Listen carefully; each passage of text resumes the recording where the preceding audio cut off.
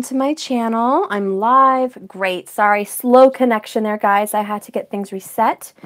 Anyways, good afternoon. I'm here to do a divine reading for the twins. I hope I can find you well today. I wanted to touch base with you guys. Had a really busy weekend. I had a metaphysical fair to go work at, so I'm sorry. And I had a lot of big things happen in my life. I don't know if you guys felt the changes this weekend with your loves, but I sure did. And I'll share my details with my story. And no, it's not exactly thrilling. No, it's not exactly a happy story, but you know, it is what it is from my side.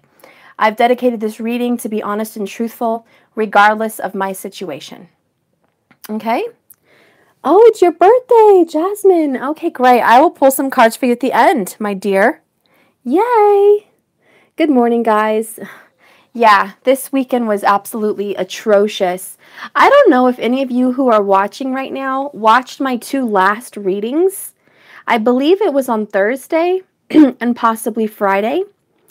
I had pulled out the Three of Swords, and I had pulled out the Three of Wands, and I had pulled out the Two of Cups.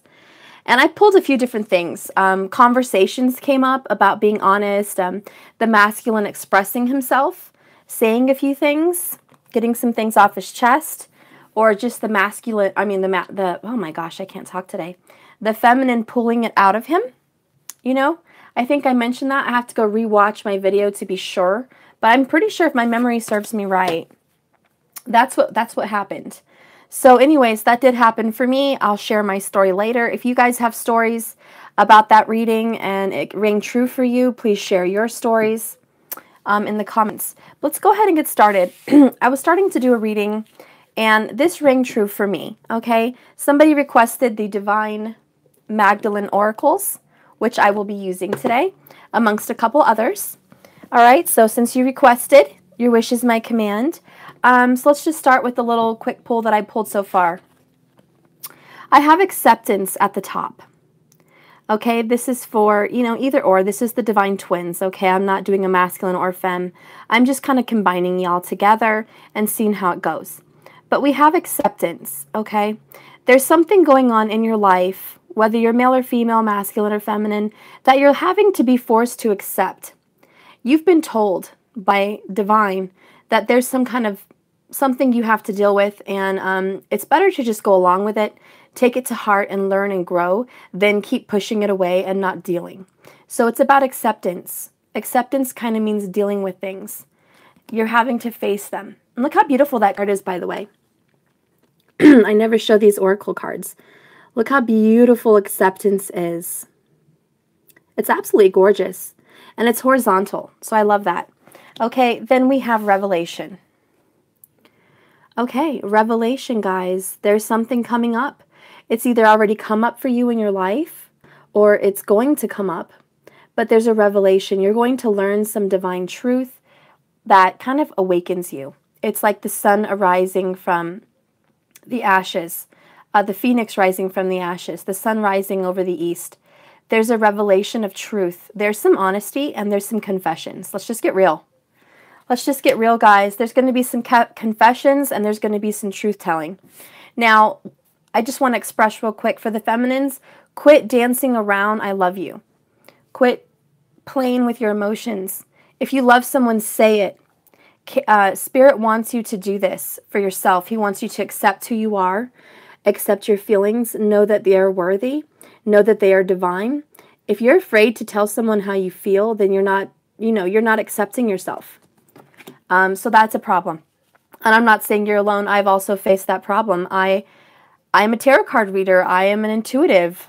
I am a healer. And I myself struggle with getting my feelings out. So, you know, this is something that we're all in this together. Okay? It doesn't matter what level you're on. We have to learn to express ourselves. Okay? I detached from my DM. Gia, wait till you hear my story, girl. Let's get going. Then we have Magdalene. Okay? The divine, this is the divine soul of a lifetime. Mary Magdalene was scrutinized, criticized. You all know the story of Mary Magdalene. I think anybody who's not even a Christian knows the story about Mary Magdalene. But you know what this means to me right now in our reading? It means that you've been hurt, you've been damaged, you've been criticized, you've been lied about, by the way. People see you for your past, not for who you really are. Okay? Yesterday was Magdalene's feast. No way! Oh my gosh, I didn't know that. Thank you for telling me. Thank you for telling me.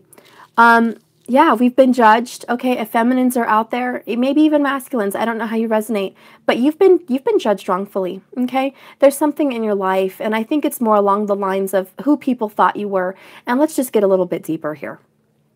Let me just stop beating around the bush because it's a general reading. Your masculine has judged you wrongfully, or your feminine. They think you're a certain way. They think you're a certain type of way. You're a certain type of person, but you're not. They have labeled you, put the stamp on it, packaged you, and sent you away from their heart in some way. And this could be the past, and you've already gotten over it and you're in union. Awesome. This could be the present for some people. But it's saying that this divine partner definitely profiles you the wrong way. Okay? He sees you. He or she sees you, and they have a definition of who you are. And they're not looking inside. We react in a certain way based on our circumstances. And sometimes it's not divine. Sometimes it's not divine. Sometimes it is. But, that's up to us. But I just want to say that is something that you are facing or have faced. I'm going to go ahead and spit another couple cards out. I've already smudged and everything, guys, so I'm just going to keep going. I wanted to save some time. The first card that pops out is the Lovers. Okay? Yeah, Spirit's saying this is definitely about the lovers. It's not about your parents' opinion of you. It's not about your friends or your coworkers. This reading isn't a general wide reading that has nothing to do with love or relationship. It has everything to do with it. We've got the lovers here. The divine feminine, the divine masculine, the two twin flames. Okay, this is an ongoing relationship. You can't really escape it, but let's see what the substance of this reading is holding. What is the outcome here? What do you see, Spirit, that needs to be done? We know that there's needing to be acceptance and a revelation of who we really are. We have to reveal our true selves to this person. Ooh, okay. Let me get this. So we have illumination. Illumination. We have to illuminate, guys. I'm not even kidding. This reading is coming out and how it's going to come out. I'm not over here manipulating it. We have illumination. So I'm sorry, I didn't have much of an intro, guys. I just dived right into the reading, but I felt like I needed to because you know how long my readings can get. But what does illumination mean for us in this reading? Hello, we need to just get honest, acceptance. Let's just go ahead and tell them, whoever's watching, go ahead and tell your feminine or masculine how you feel. Don't be afraid of the aftermath.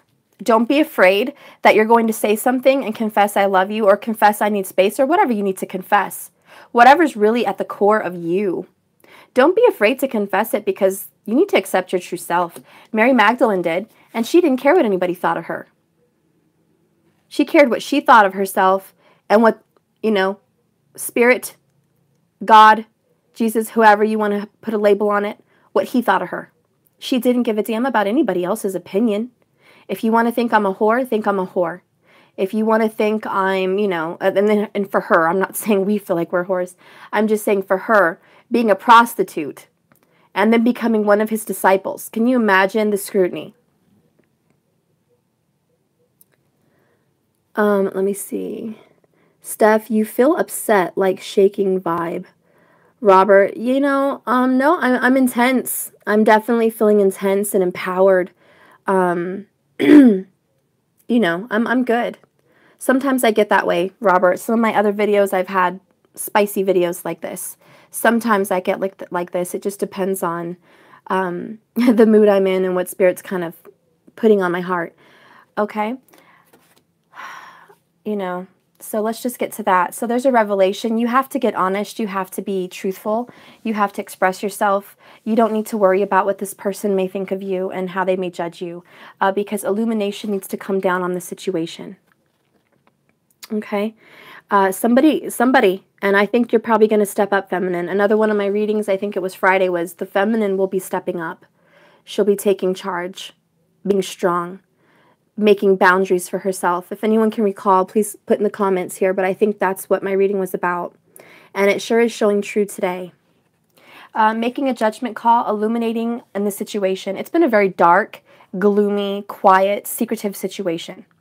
There has been things left unsaid between the twins. There has been things unspoken. There has been things that some people beat around the bush about. They don't want to open up. They don't want to be clear.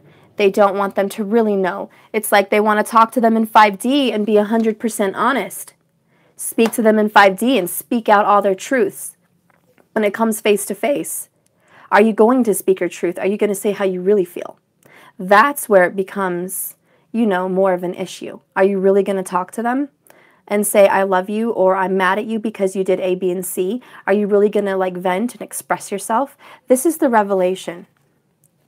And for me, and I don't know if anybody else can resonate in it, this weekend, not to mention I had immense technical difficulties for days. And I know Mercury retrograde's not supposedly here yet, but I'm feeling it. I've been wanting to send him info on the twin flame journey. Interesting. Okay. Well, I don't know if you guys have been feeling it, but the purge is in effect. All the layers are coming down like a wrecking ball. I love it. I never thought I would say, but I told him how I feel. Guys, yes, tell me in these comments what your story is. Because this weekend, there's been a revelation. This weekend, truth has come out, either from your mouth or from his or hers. Truth has been said, and if you are watching and you're not in this arena, and you're like, well, we're not really talking, or there is no truth being said, it's going to happen. There is a very big paradigm shift in the energy and the consciousness of the twins. I feel it. I have several clients who feel it. And I'm not, you know, I can't name names on here, but I just want to say a big shout out to a young lady who said that she feels a major transformation is about truth. She felt that, you know, that was an inner divine knowledge that needs to be passed down to us. It's called truth. That there will be a truth reveal.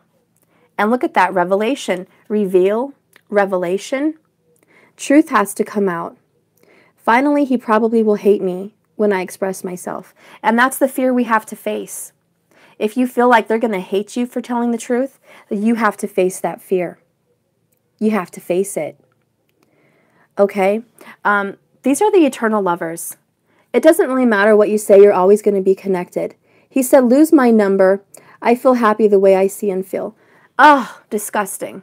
It's disgusting how some of these twins can act. I don't want to tell you what mine said. But, you know, it's pretty much the same thing everyone's always says. You know, it's never going to happen. We're not going to be together. This is not the case. Let's see what I have now. Mythic reality. Look at the rainbow. Strangely, ironically, this has a lot to do with the Ten of Cups. Enough. If wrecking ball, karmic blackmail, my TF birthday, and lost my mind, kind of backpedaled, but you did say DF will take the lead. You're right, Robert. The DF is taking the lead. I already know that because I took the lead. I resonate very strongly in a divine feminine energy, period. That is my energy. I 9 times out of 10 will resonate with that. Can you flip-flop? Yes. However, the divine feminine energy that is taking the lead is going to feel very much more masculine. You're going to feel very Leo. And I haven't even got started. I haven't done my fire signs, but let me just tell you, on the 26th, we're getting into Leo season. Leo birthdays. Okay? You're going to feel like the lion. You're going to feel like you're going to take the lead and take charge. And if you have masculines that have Leo with you, you're going to find they're going to be very, very, how do you say, very, very honest. Because the Leos out there that have any Leo in your chart, you will have the sudden burst of strength because you're getting into Leo season, but also because of the shift, but it's going to be tenfold. You're going to feel the urge to just spit your truth out, to talk the truth, kind of like a confession. You're going to feel a little bit pressured to walk away, pressure to tell the truth, pressure to get closer, pressure to work harder. Whatever it is, you're going to feel pressure to take a lead. But I can tell you the Divine Feminine is really in that energy. Okay, so then I have here mythical reality. Twin flames, and I'm not going to speak for everybody. Take what resonates for you. Please toss what doesn't. S. Moore, hi, honey. Karen, hello. We've been living in a false reality. A lot of us follow a lot of readers. We have a lot of good cards. I myself resonate with that. You know, I follow positive energy. I follow positive vibrations and looking for the future. And that is very good. That's a very good thing to do. And I love to do that. And it's healthy. However, Spirit is saying there is a time to lay your reality down. That's all cupcakes and roses. And face the reality, the illumination of, you know, it's nice to dream. It's nice to manifest. But, and I'm not saying everyone needs to be illuminated and down in the dumps and honest 24/7, because that would make you in a low vibration. So I'm not saying that. Please understand. I'm saying there are times that you need to be real with yourself for a day, whatever, for an hour. You have to be like, you know, able to come down to earth. I think that's kind of where I'm going with this. You have to be able to come down to earth and illuminate yourself and illuminate your lover with the truth. You have to be able to be real and raw. The revelation here, for a lot of you, I'm going to get some clarifications. Okay? I'm not just going to start spitting out what I feel and what I think, because you guys are going to think I'm being biased based on my situation, that I'm just going to be talking from experience based on my reality. No, I'll share my reality at the end. I will share my reality at the end, and maybe you guys will resonate with it. But I am going to just do the cards like a normal reading, see what comes up, clarify these cards, and go from there. Spirit, please be with me. Please help me resonate with your energy, Spirit, the truth, the love, and the light. This is going to be for divine twin flames.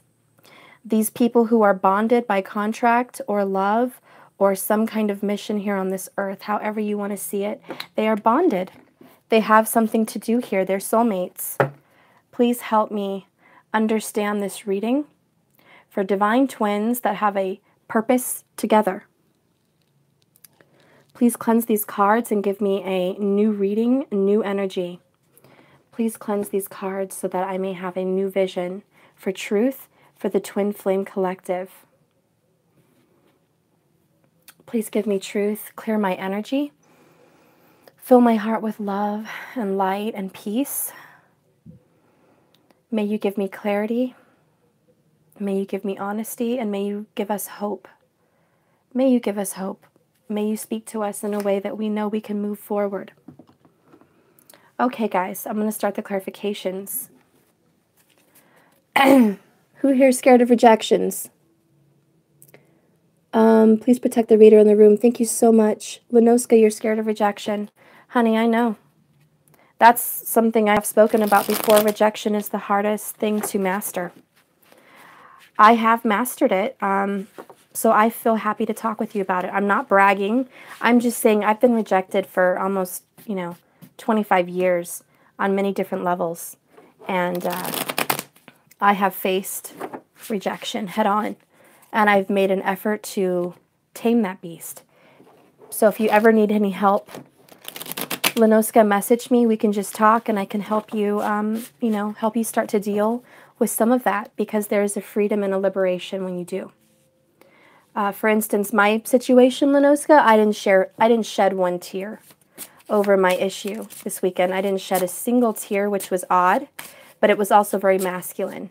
I feel like I passed my emotions to him, and I became the masculine. I did not shed a tear. So it's pretty unique. But I still am feeling very strongly. And I'll share that with you guys in a little bit. Spirit, let's right off the bat clarify the lovers. We have the Hermit card for the lovers. Okay? This definitely is a Virgo card. Let's just get that right out of the water. And right out of the gate, when it comes to the Lovers and the Hermit, I feel like you have to go within. There's something that you have to do inside of yourself. Each person has to see who they really are within. Like I was saying earlier, Mary Magdalene felt judged. She felt she wasn't seen properly in the right light. Okay, which is why she's going to need some illumination on who she really is. This is an expression of yourself. And I don't mind if you're masculine or feminine. Please express yourself. Go within like the hermit. Discover your hidden treasures. Discover your hidden truth. Discover your hidden strength. Play with your knowledge. You have it, but do you use it? You know, you have a lot of knowledge, but are you, taking that out into the real world? Or are you just keeping it safe and tucked away somewhere? Use it. This is for the twins. Get deep, okay? I want you to travel inside yourself and get real and get practical with your wants, your desires, your needs, your requests, your boundaries, your decisions. You have to kind of face that. And I noticed that the theme of this reading is seeming to be like illumination. Notice how the hermit has the light at the end of his scepter or his wand. He's got that light there. He's trying to gain enlightenment. He's gaining enlightenment, okay? And then here we have the illumination. All right, so gaining enlightenment. And then here we have revelation, enlightenment. All right, and then we have acceptance.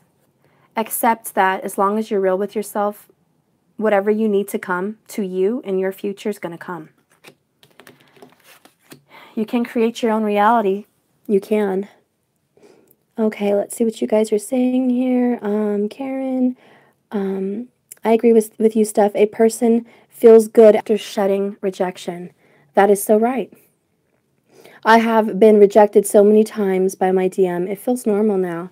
And that's bad, honey. I mean, Gia, when we feel like we're accepting, key word, accepting, acceptance, when we feel like we're accepting rejection, when we feel like we're accepting scrutiny, bad judgment, or abuse, or neglect, when we're accepting that, we're living in a false world, mythical reality.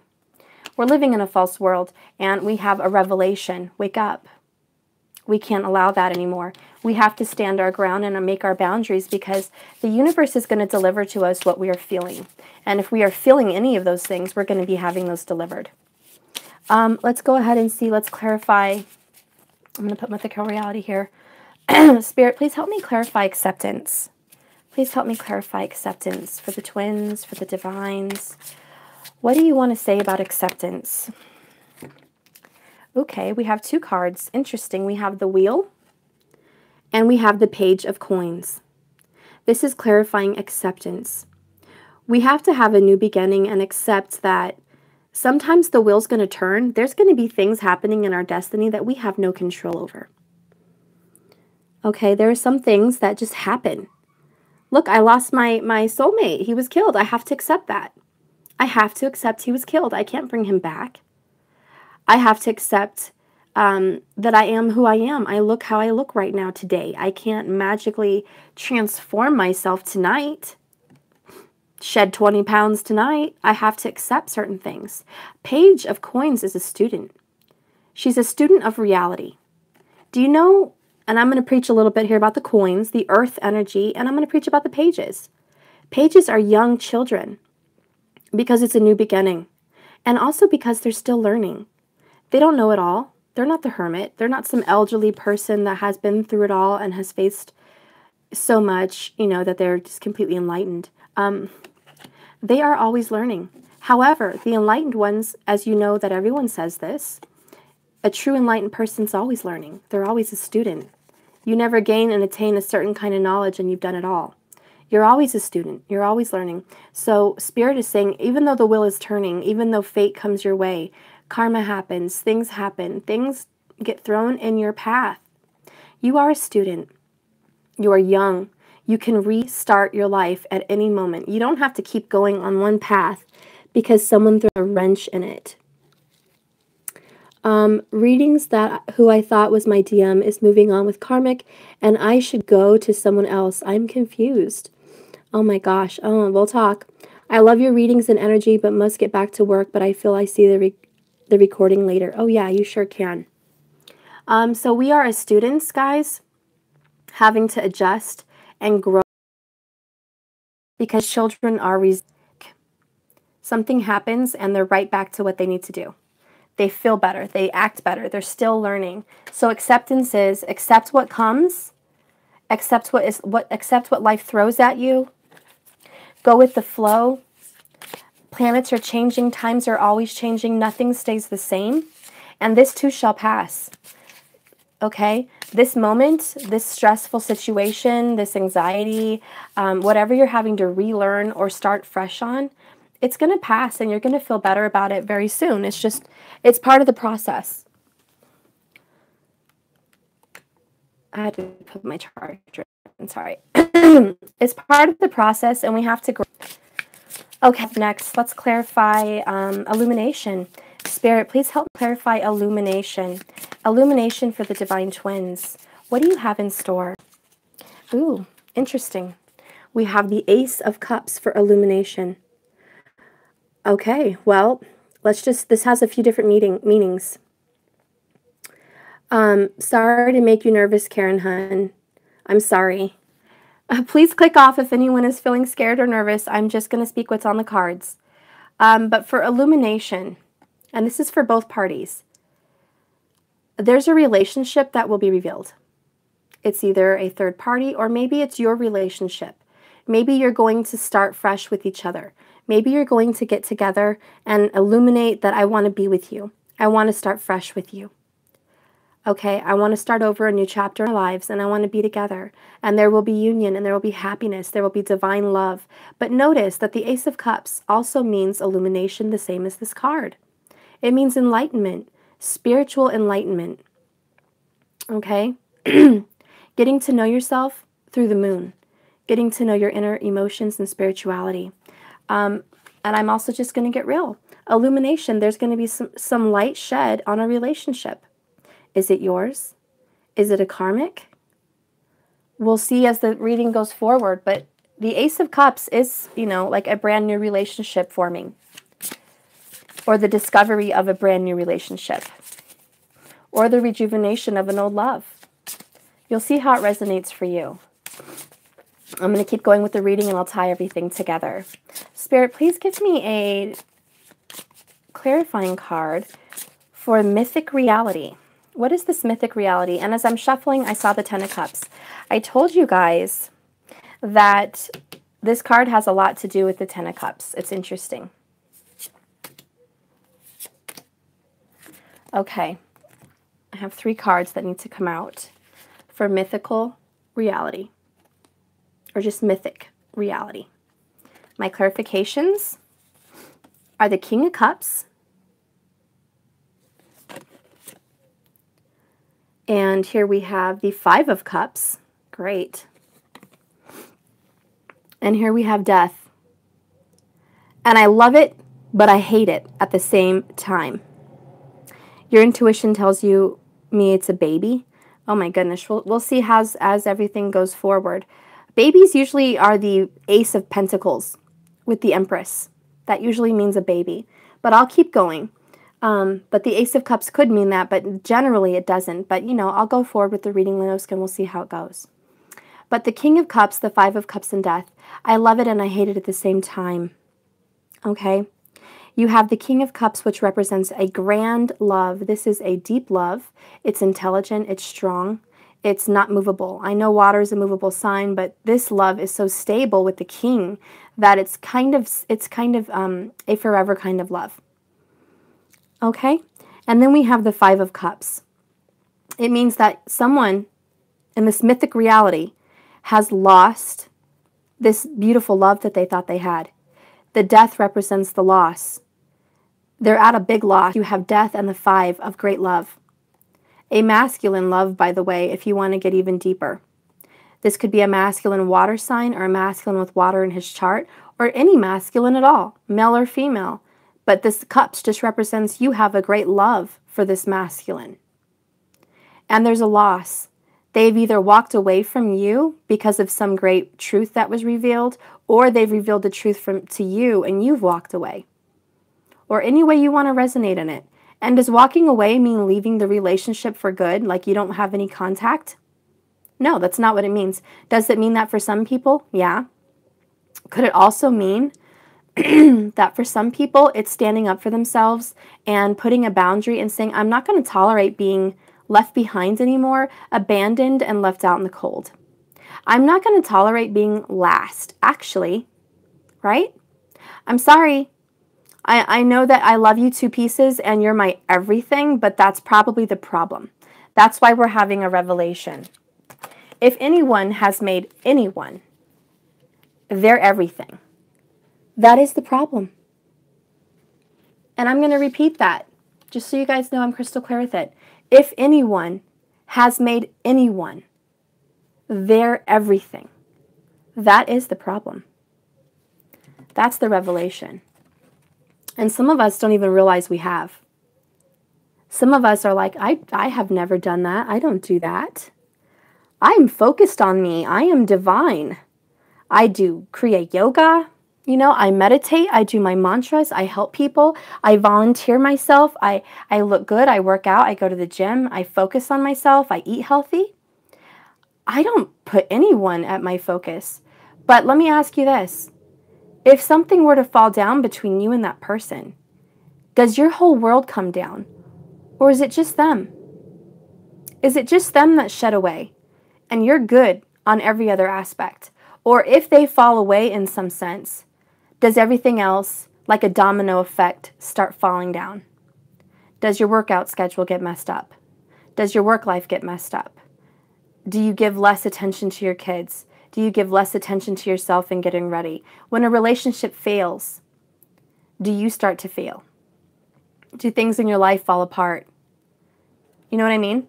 So that's what I mean by revelation. Sometimes some of us don't even realize that we are making them our universe, our center, our focus, our everything. And that's the mythic reality that I'm trying to speak on. We've been so focused on union that we've made this we've been living in this this world, the fifth dimension. We've been living there, and it's hard to come back down to reality. Okay, it's hard to come down and get real again. It kind of sucks, but it's illumination, right? Okay, let's keep going. Spirit, please help me clarify illumination. Please help me clarify. Oh no, I already did illumination. Spirit, please help me clarify revelation. What is this revelation? What is the revelation for the divine twins? What is this big news, this big reveal? What is it that we need to face? What is this? Okay. Oh my gosh. Okay, I could keep going. He's telling me to just keep pulling from the bottom. Don't pull from the top. I pulled a few cards that I just felt I needed to pull. I had a strong, hot, burning energy at the bottom of my deck. That generally means I've got a lot of cards loaded at the bottom and they're hot and they have something to do with this reading. I'm going to say we have the Eight of Swords with the revelation. You've been caught in a web. You've been caught in a spider's web, and it could be a web of lies. It could be a web of betrayal, or it could be just a web of mythic reality, a web of fantasy. And here's the difference between manifestation and fantasy. Manifestation is work. It's not easy because it requires balance, which, by the way, I also pulled balance, the Two of Coins. Look how beautiful these cards are, too, while I'm talking, guys. What is going on with the revelation is balance. You have to balance yourself out in the chaos, in the web. Some of us, myself included, I'm going to speak for me. And if anyone else resonates, awesome. If you don't, maybe this might be something you'll be facing soon. I don't know. Maybe in 8 days. We have the Eight of Swords. Swords represent days. So we'll see how it resonates for you. But there is a revelation, and the cost of the revelation is honesty. Again, swords represent communication and truth. They represent conversations. They represent discussions, quick communication. And you have the 8, and someone's caught in a web. And I feel like you're getting your swords and you're cutting the web down. You are slicing the web from around you to gain balance because you have been unbalanced. There's something that you've been holding on to that kept you stuck, paused, stuck in time, stuck in a time wave that you couldn't go forward and you couldn't go backward. You were just waiting to see what is their move. How are they going to free you? Kind of like, in Shrek, the princess at the tower, Princess Fiona. She was waiting for her prince to come and get her until she realized she had to free herself. But then suddenly, unexpectedly, Shrek pops up and it wasn't her Prince Charming. Now, I'm speaking from a first-person kind of thing, though, not someone going to come save you. Sometimes the person that's going to come save you is you. Sometimes you're the one that has to, speak up for yourself. And I think that's what these swords represent. Speak up for yourself. Detangle yourself from this web of bullshit. Somebody's been bullshitting you. I'm not going to lie. And I didn't want to pull this up, but it's here. I didn't want to show it because I'm just going to keep talking. You know how I feel about the Three Cups. One of my most despised cards, to be honest with you. As a reader, there are a few cards that I don't like, and one of them is the Three Cups. Because it's generally that third-party happiness, that third-party relationship, or overindulgence. Okay? And what we have here is someone's caught in a web of selfishness and overindulgence. Again, it could be a water sign involved, water and air. But I can tell you this. You're cutting it out. You're going to stand up strong. You are getting these swords and realizing this Captain Savaho is not going to come get me. Okay? Mr. Romeo is not going to come in on his white horse, cup drawn, to rescue me from this tower or this, web. I have to maneuver myself out. That's the revelation. The Eight of Swords. They are all facing her. These are opposition. Jupiter's behind her, by the way.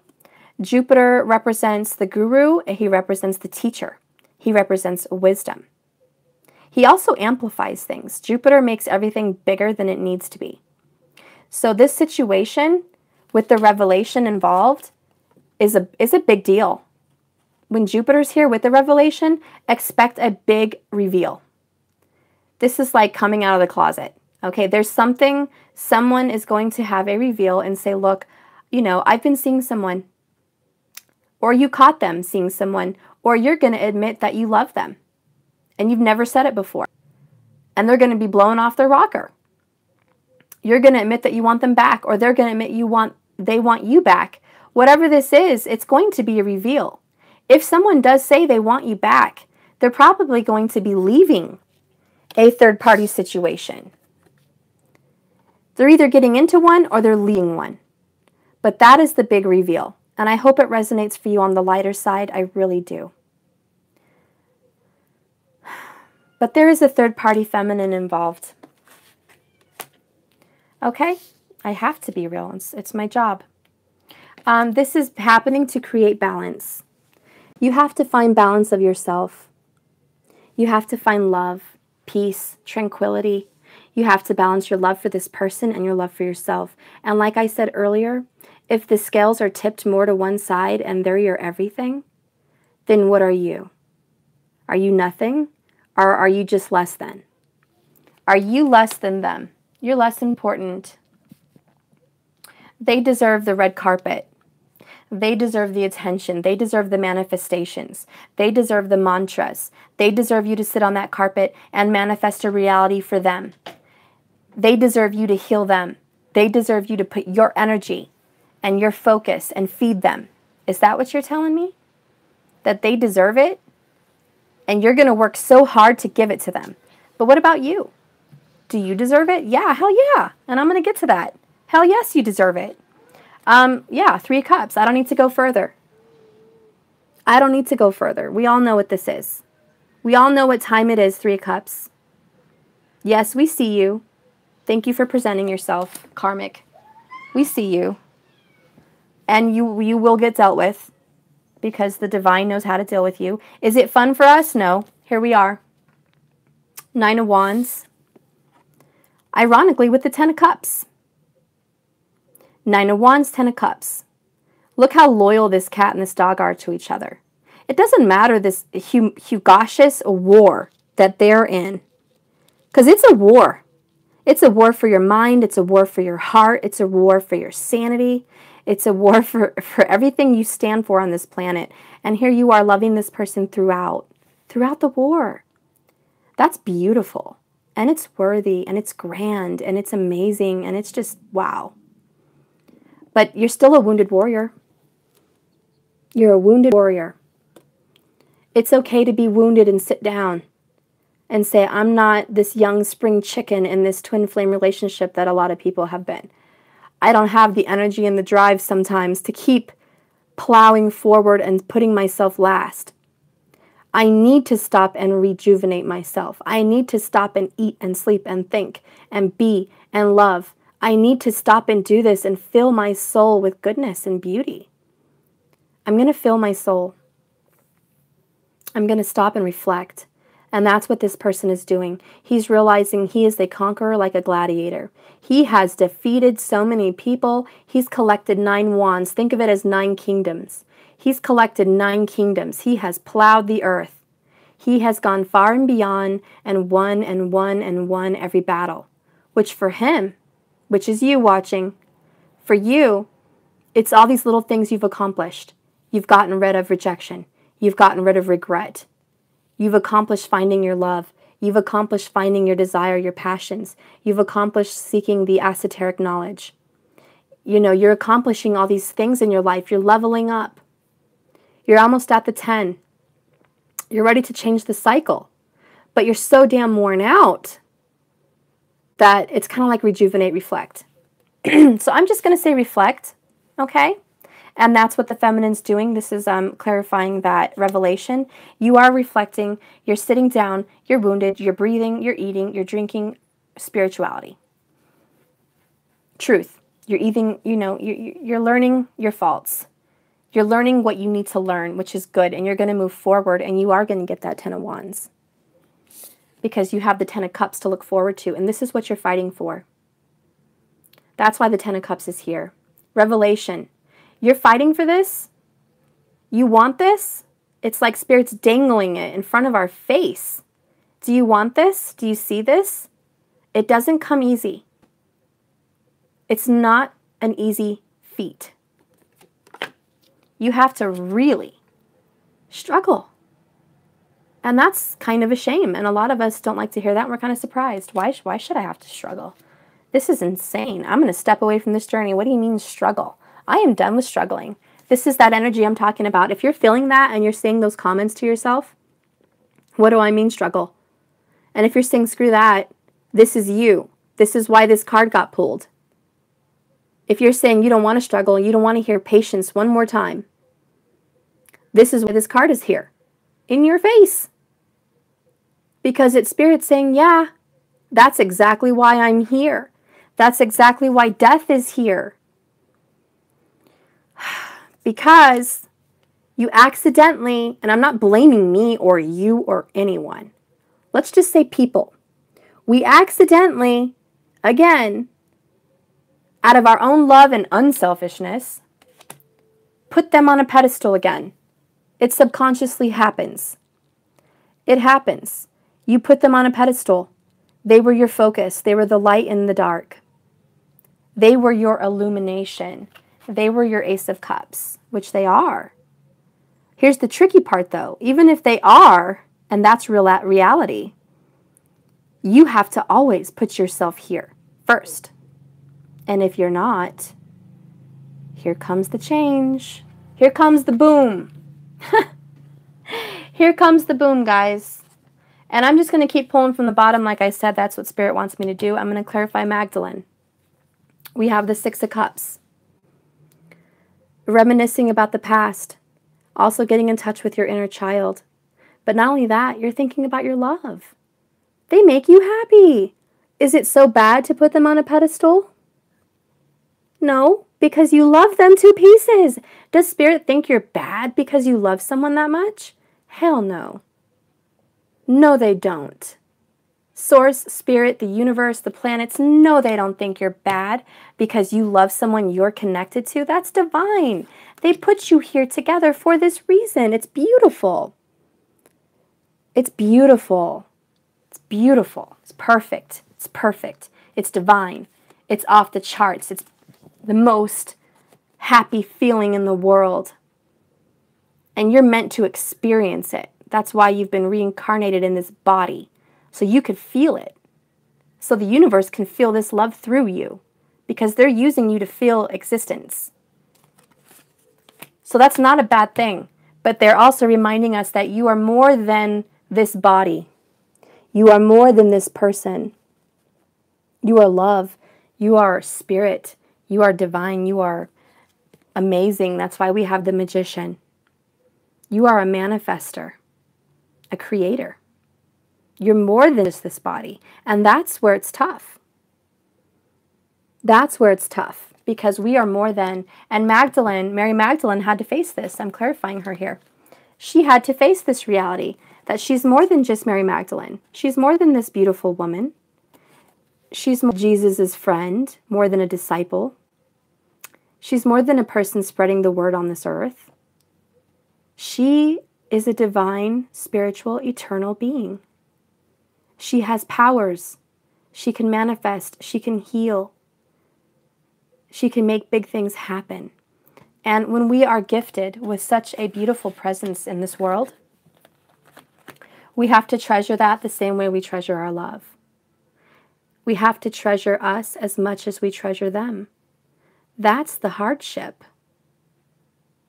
When we both treasure each other and ourselves, that's the win. That's the win. But here we are reflecting.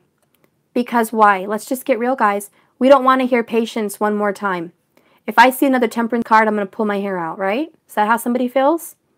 If I see one more temperance card, if I see one more hanged man, if I hear one more time it's coming in time or I need to wait, I'm going to just tap out.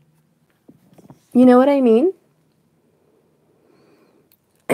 That's why this card is here. It's like, okay, but you know what? That's okay. The universe is like, you got this. I know you're a wounded warrior. I know you're wounded. You've got bandages. Your feet hurt. You're struggling. I get that. This is pain. That's why you have to stop and reflect. Why? For balance. Balance. You can't sit on this unicycle with one coin. You need two. You need weight at one end and weight at the other. You need to balance and move forward. We cannot move forward without balance. Am I correct? Could this guy on this unicycle keep going forward in a straight line if he had one pentacle in the right hand and he was falling over to the right? No, he would be going in circles. Oh man, that's just more revelation, guys. Preach to me, guys. Am I the only preacher here? Preach it, guys. If we are not balanced, what happens to this unicycle? I love this presentation on this card. He will go in circles. And you will go and do the same thing over and over again. Oh, I'm right back where I started. Oh, here I go again. I'm back where I started. And I'm back where I started. So if any one of you feel like you're on this treadmill or this hamster ball, this hamster wheel, and you keep finding yourself in the same position with the same person year after year or month after month, whatever it is for you, realize that the problem may lie with balance. The problem may lie in the fact that they're on the pedestal and you're not. Okay? Let's do it. Let's get balanced because we're not going to let this Three of Cups, excuse my French, bullshit. We're not going to let this throw us off course. Are you really going to let this silly karmic issue, this trial and error, this earthly, plain old, like ham sandwich, come and destroy this prime rib dinner? Are you going to let somebody that damn went out, got themselves a ham sandwich, not even at Subway, but from the gas station? They went out and got themselves a ham sandwich. And they want to go pass up this prime rib dinner because they have to wait 30 more minutes and they're starving and they can't? Am I right? Am I right? I'm sorry, that's just silly. It's just silly. Time to reshuffle the deck, kick out the jokers. I love it. I love it. Okay. Yeah, no gas station food, guys. I told him I needed to have self-love. You're damn right. You're lucky I'm not going to start, like, getting crazy up in here. Like if I had a stage, man, I'd be slamming stuff on the stage and getting crazy, but I'm trying to maintain control. So for those of you that think I'm a little bit hotsy-totsy today and a little bit spicy, know that it could be a lot worse. This is calm. This is control. Look what I pull out. I'm over here trying to reshuffle. What the heck, my deck? Okay, I'm over here trying to reshuffle, and these cards want to come out, and they just want to talk. They just want to talk and show us something real quick. Look at that. 5 of Wands, the battle of a lifetime.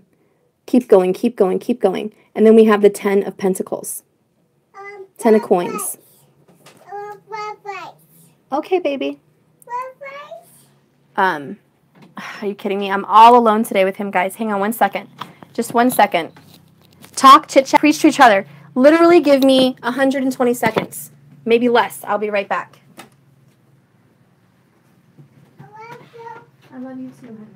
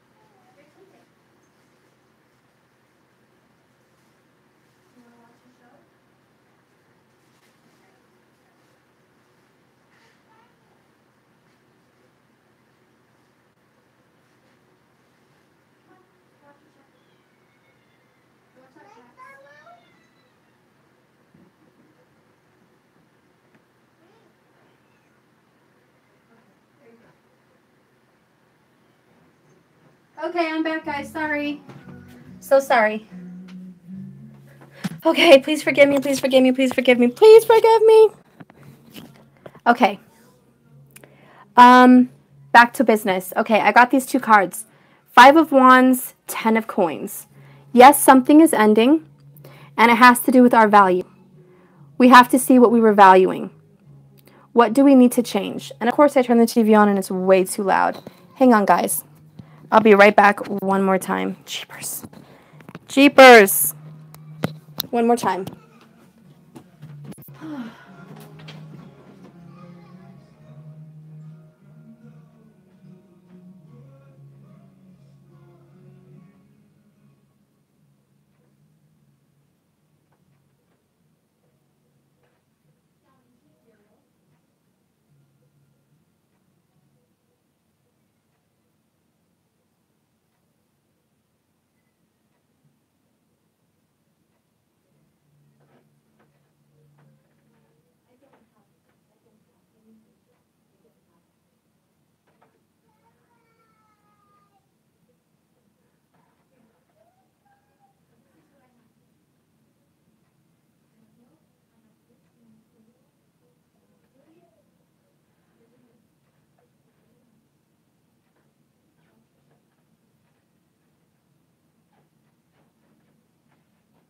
Okay, I'm back, I'm so sorry, I'm sorry.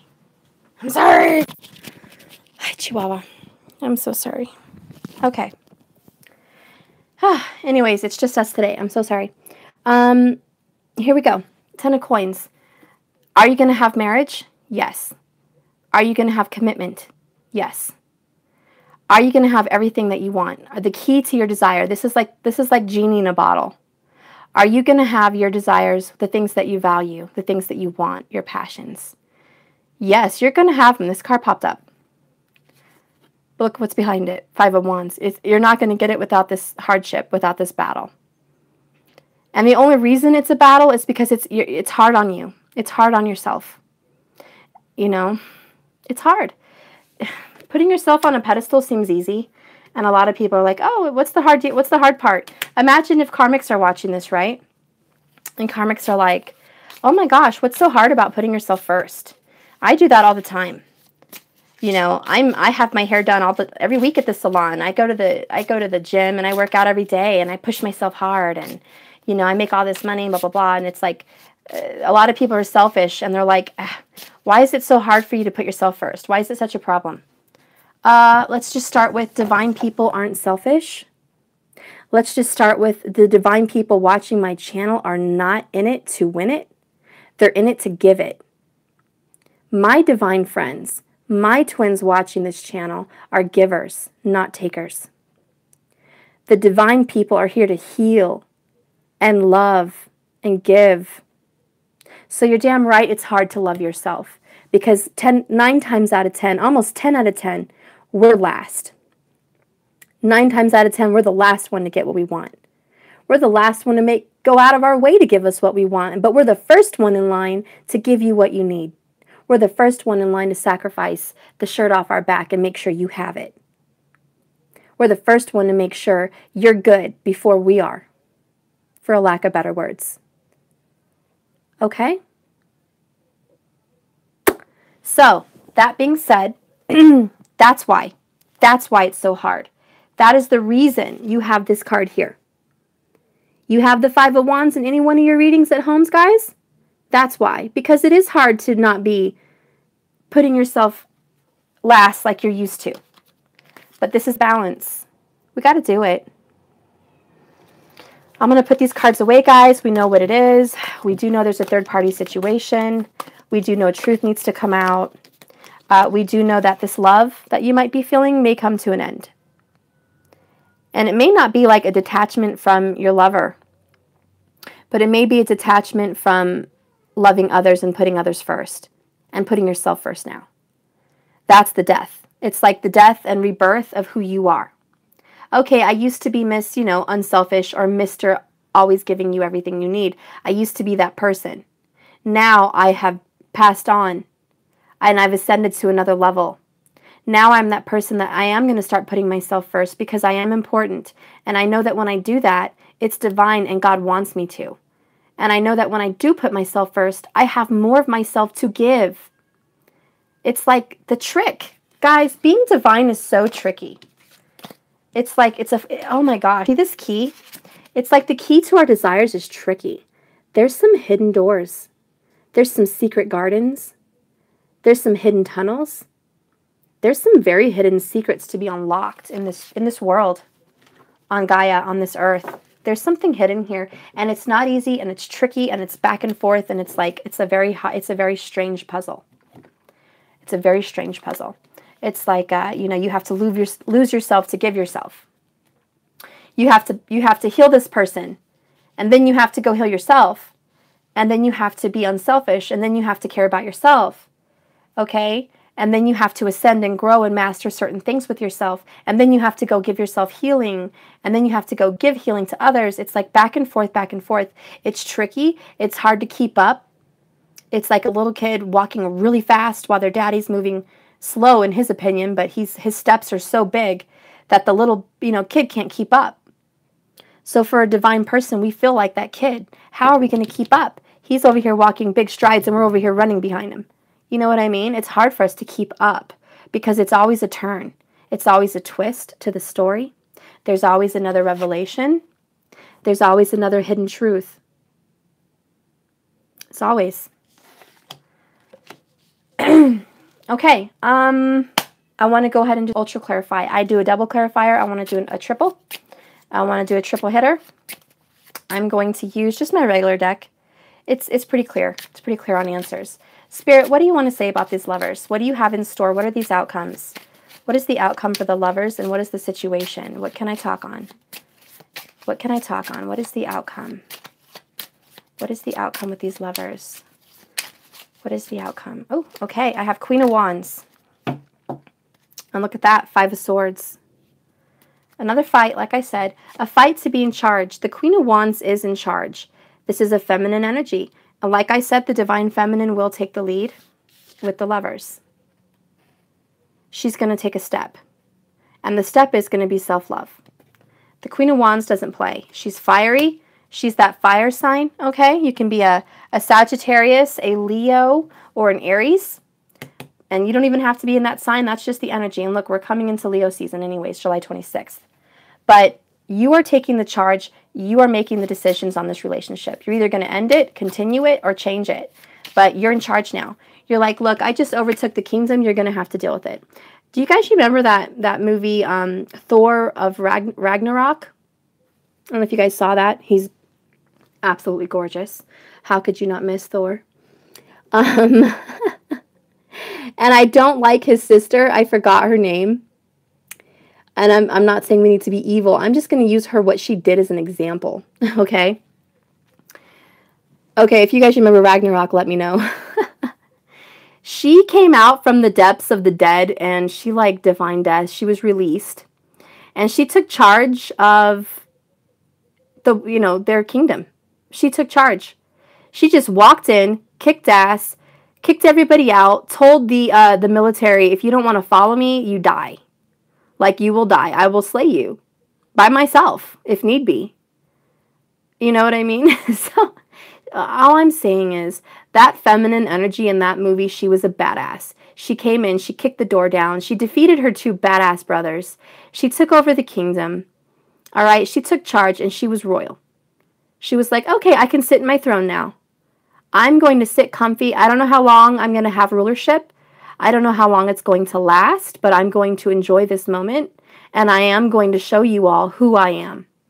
And if I recall correctly in the movie, she did say, do you know who I am? Like, did you erase my memories? And she looked up at the ceiling in her father's palace, and she saw that they repainted over their pictures. And she was like, oh man, you guys don't even know the truth. You don't know who I really am. And I feel like that's our reincarnated past. Our past before this lifetime, when we were in another reincarnation, we were badasses. We took charge. We took care of ourselves. We were leaders. We were in charge. You know what I mean? Like the Queen of Wands. We had it all together. We're beastie. You know what I mean? And in this lifetime, we've been sent here to be the giver, the lover, the sacrificer. But we do still have to learn there's a balance. We weren't sent here for penance, to like be defeated, to go through such misery that we're going to have a horrible life and die. Like, that's not what we came down here for. We came down here to kind of humble ourselves, knock ourselves off our throne. Because we were once on a very high throne. And we came down here to get ourselves knocked off and realize we do need some humble. We do need some humble in our lives. All right? But I'm saying, when she saw those paintings and she started tearing them down, let me show you who I am. Let me show you who you're dealing with, who you're messing with. Let me show you who's really the queen and the leader and the eldest in this family. You may not like me, but I'm the leader. I'm large and in charge. So that's kind of what I'm saying the feminine is kind of getting into, her energy. She's like kicking down the door. She's bringing down that old painting. She's revealing to people her strength, her inner strength, her past strength. She's saying, don't mess with me. You thought I was super nice, and yes, I am, and I am learning that, but I am also this person. I am also the queen. I also have demands, walls, and desires. And don't make me kick you out of my kingdom. And that's kind of what the feminine's saying to the masculine. Don't make me kick you out of this kingdom. My kingdom of love, my heart, my future, my life, my goal. I have you on a pedestal, and you should have considered yourself lucky. You should have been very, very lucky that I had you in that spot, because nobody goes in that spot but me or you.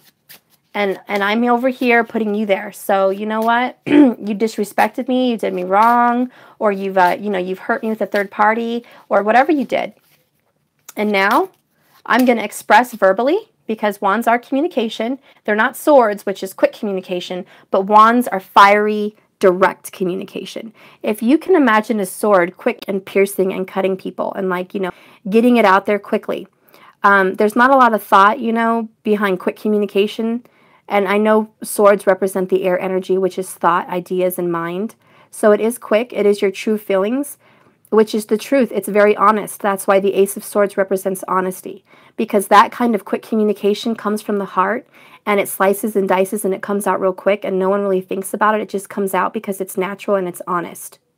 But with the wands, whenever you communicate with wands, it comes from the heart of passion, desire, anger, feisty planning, like plans. The wands also represent planning, ideas. So when you communicate, like when the Queen of Wands communicates, it doesn't come from a place of absolute honesty and like quick thinking and just spitting it out there.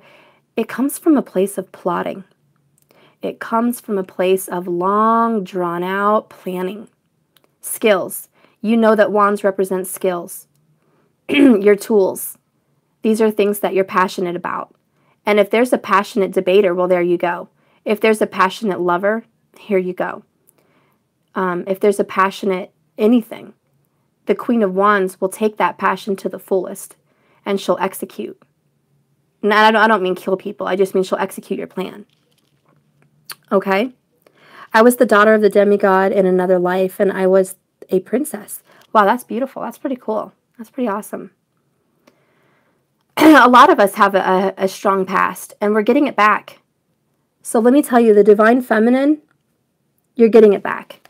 And you're showing your lover that you are this delicate flower. You are this delicate, loving, peaceful creature. But right now, you have to bring her out. She's got to come out and stand up for yourself because, kind of like your inner child, you've been denying yourself for quite some time.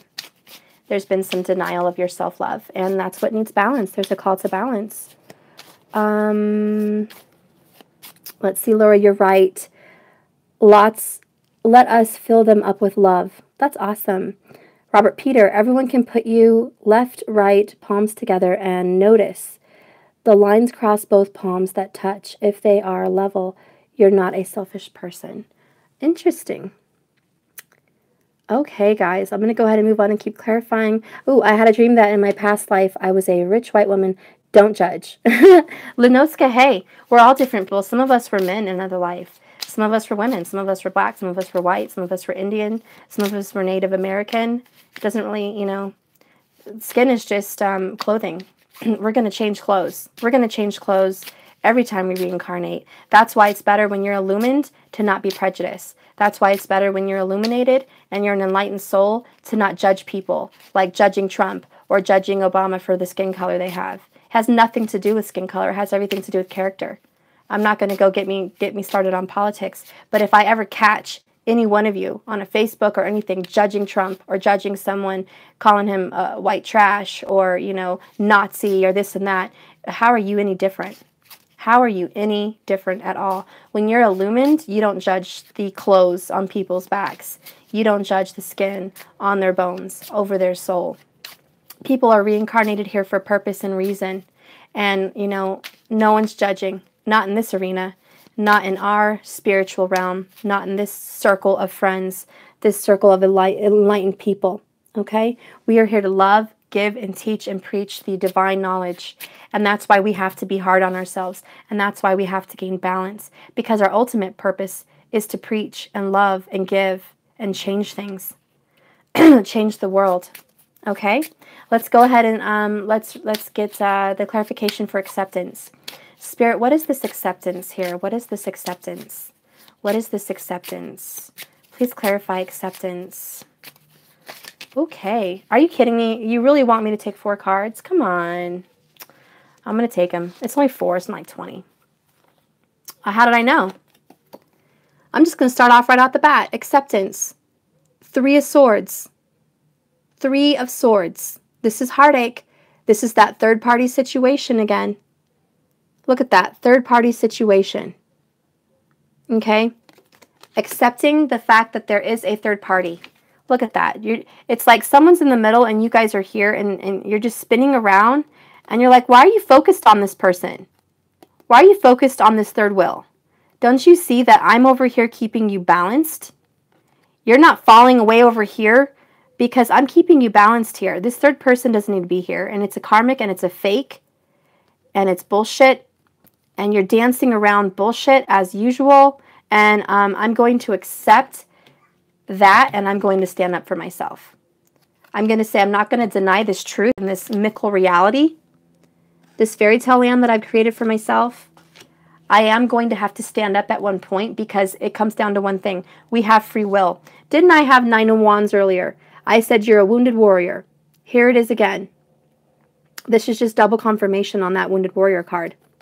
Acceptance. You are a wounded warrior. You are. You've been hurt. You have to stop and reflect. You have to stop and realize that all these things you've been fighting for are beautiful, but if you don't love yourself, that's the game changer. You can't continue. So you have to accept that. You do have to stop. This war is taking a pause. Let this person dance around their karmic for however long. It doesn't even matter. Spirit wants you to know it doesn't even matter how long. If they just met them, if they're ending it with them, if they're going to end it with them, it doesn't matter. What matters is you get back to you. And you have truth. And also, wands represent communication too.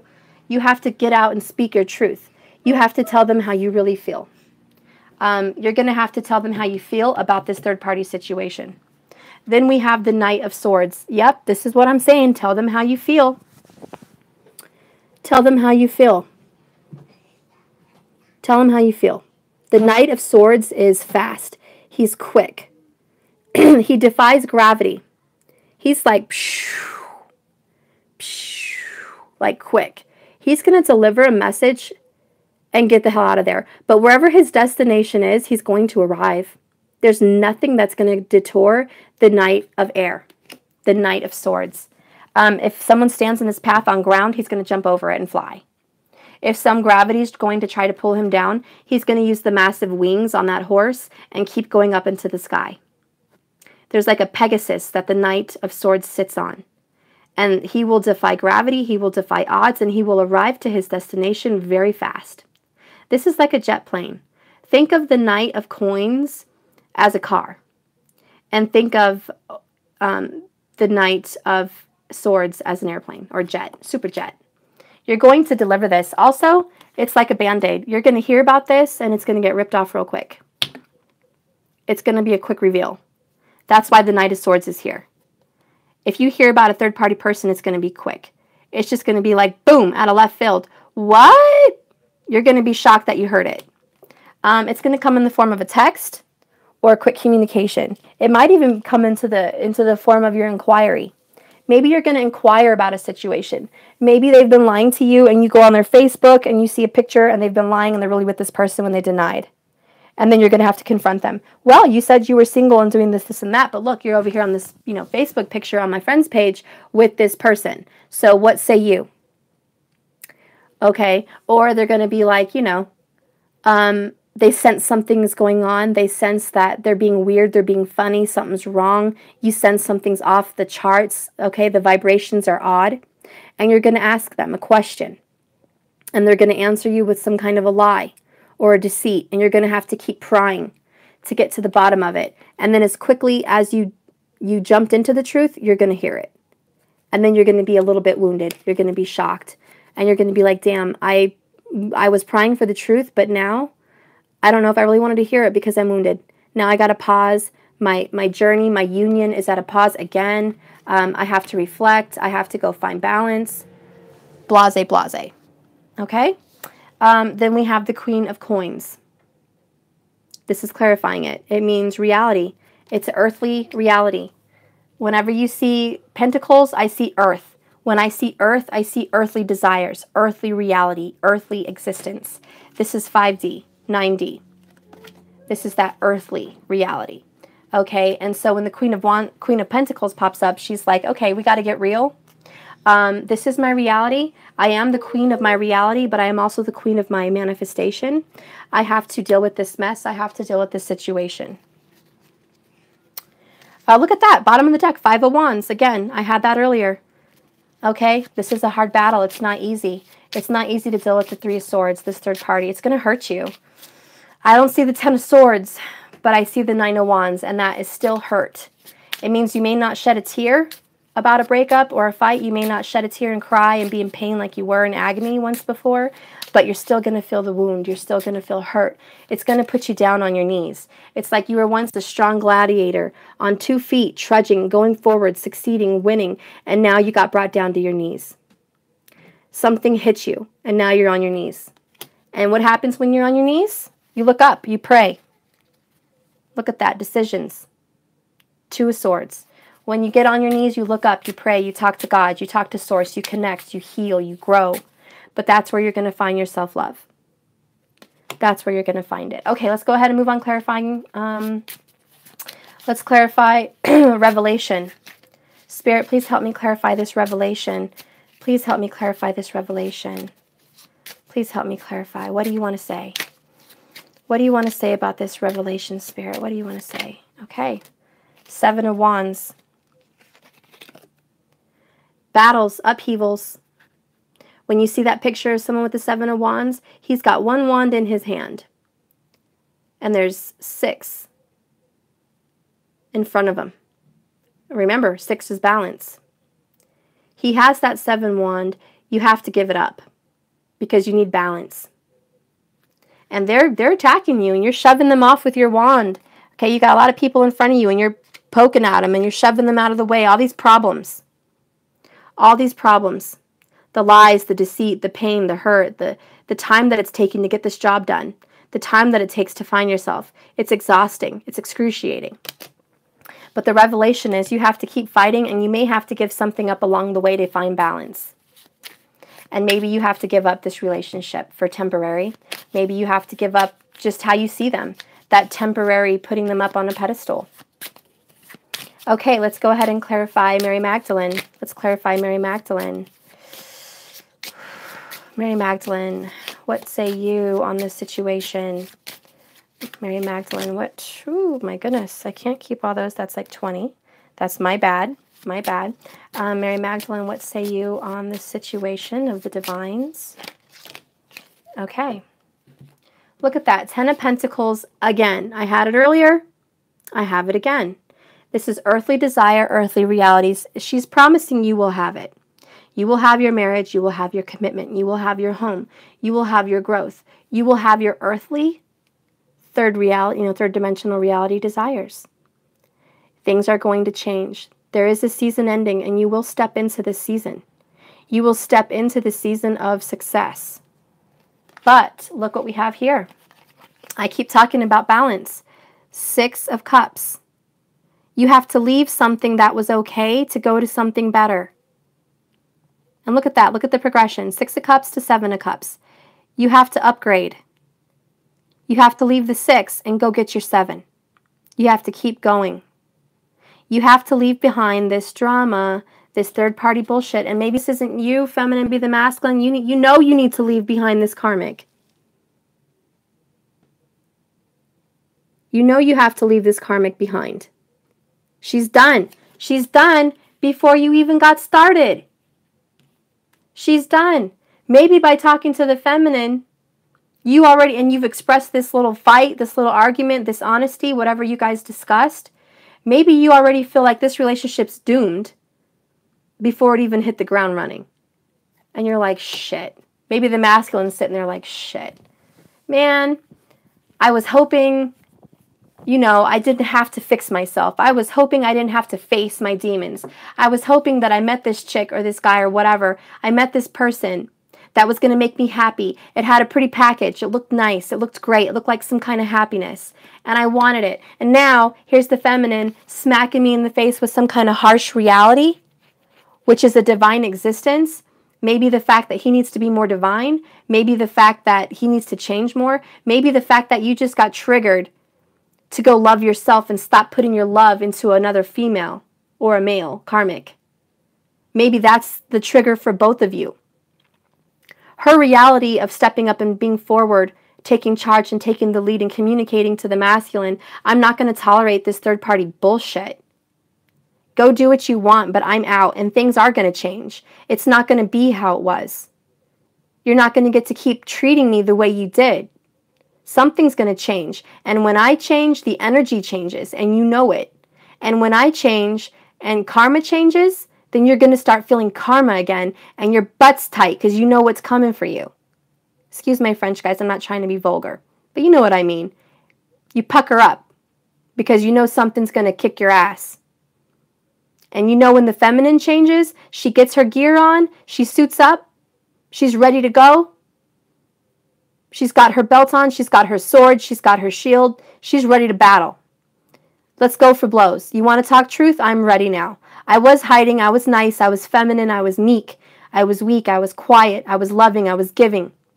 I was a doormat, for a lack of better words. And I learned something from being a doormat, so it wasn't in vain. I learned how to be strong, even though you hurt me. And this could be male or female, masculine, feminine, however you resonate in this reading. But however you feel, you're done.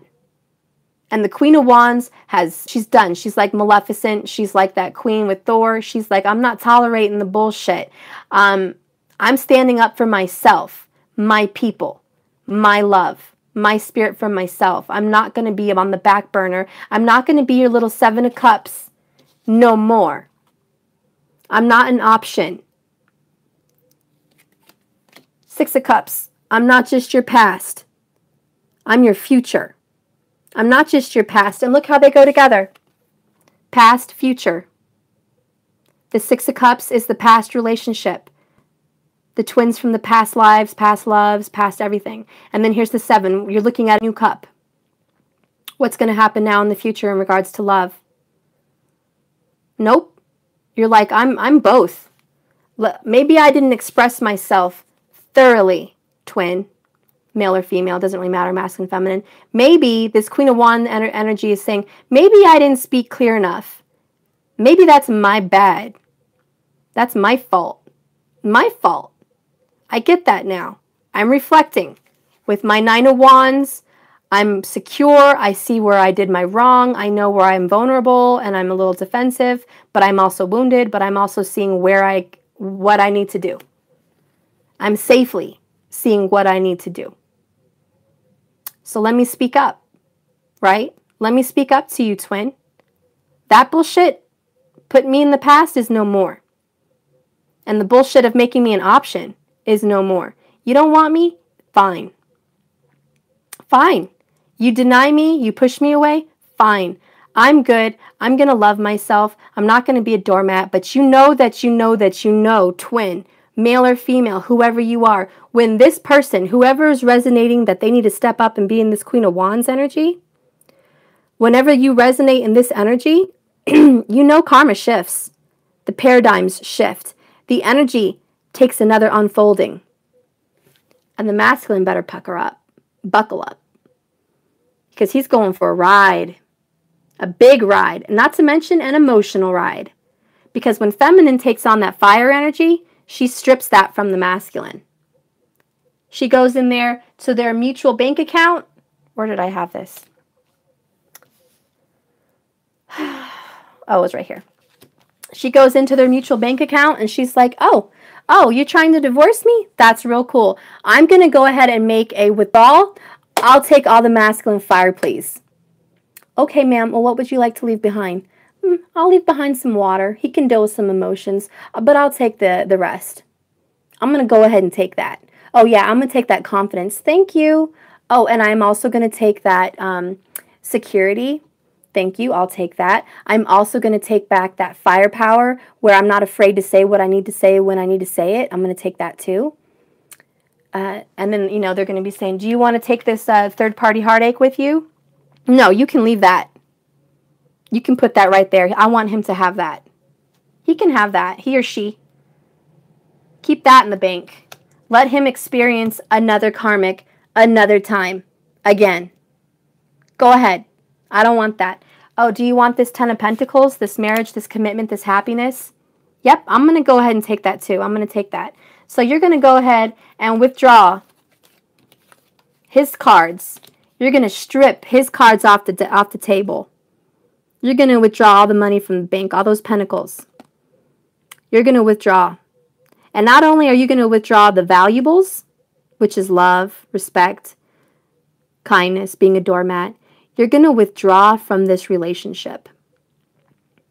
And it's not scary and it's not bad. For some people, this is not a breakup. It's just an emotional withdrawal to stand up for yourself and give yourself some much needed time and attention and love. For some of you, yes, it is a breakup. For some of you, you know that when you do break up, it's not going to last long. What, a week? What, a month before they come saying I'm sorry? You know it's not going to last long, so it doesn't really matter. But the point is, you have to withdraw. You have to. That's the point. because you can't handle this anymore. You're not going to accept it. That's why we have acceptance with the Nine of Wands and the Joker, which is the Knight of Swords. You're not going to accept it. Acceptance. You're not. You're done. Okay, let's go ahead and ultra clarify. Okay, let's clarify illumination. Spirit, please clarify illumination. Illumination. What does this mean for this reading? What is illumination? What do we need to be illuminated about? We know it's a third party. Ooh, that's way too much. That's my fault, guys. You know what Spirit's saying? Don't take all the top cards. Take the bottom. Two of Wands. I dropped all those so I could see where I was shuffling and stop right here. Oh my gosh. Underneath that is the Two of Hearts. Underneath that is the King of Hearts, which is the King of Cups. Two of Cups. Underneath that is the Six of Pentacles. Didn't we just talk about balance? Balance, decisions about balance. Look at that. The Two of Cups, balance, emotional balance, love for yourself and him, balance, not just love for him or her, love for him or her only. Making a decision. These are both twos. They're about decisions. About what? Love. A great love. A fiery, passionate, beautiful, strong, stable love. The King of Cups has surpassed all the hardships of love. They surpassed the third-party relationships. They've surpassed the cheatings and deceit. They surpassed the loss of loves, through death. They've overcome death. They've overcome loss. They've overcome selfishness. They've overcome it all, and they have a great unconditional love. So look at that. Make a decision, and then we have balance, the Six of Pentacles, Six of Coins. Just saying what's out there. So I'm going to go ahead and take that. The twos, illumination. The illumination is that this person is in another relationship. Or you need to get in a relationship with yourself. You've denied your own personal relationship with yourself for too long. So the decision is to love yourself and walk away from this person that you heard is in a relationship. They started something new, or they're getting out of something, or maybe they're not in or out. Maybe they've just been in this relationship this whole time. Maybe the person you want to be with is married. They're still married. They're not divorced, and you've been seeing them. And you need to make a decision to illuminate that wife of your situation. Maybe you need to cast some light from the dark. Huh! And as I say that at the bottom, I have the Eight of Swords. Talk about being trapped. Talk about being trapped. Yeah, you need to shed some light on that secret. And then we have the Six of Swords.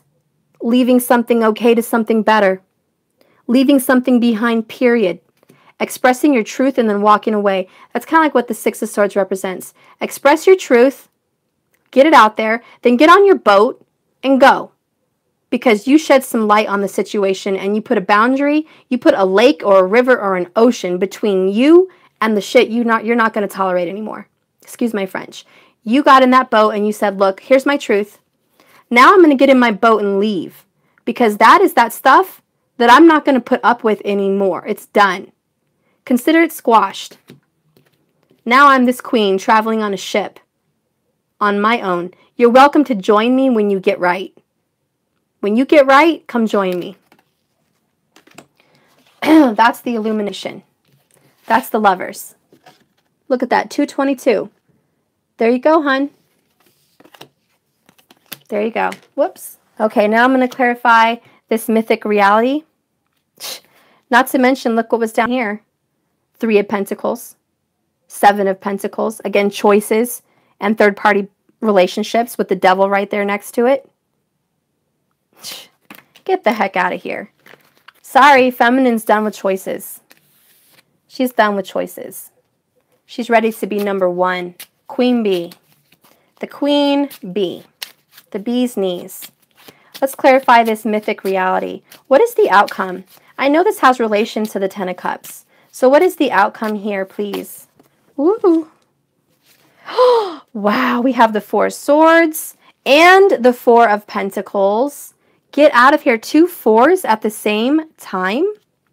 Seriously. Seriously.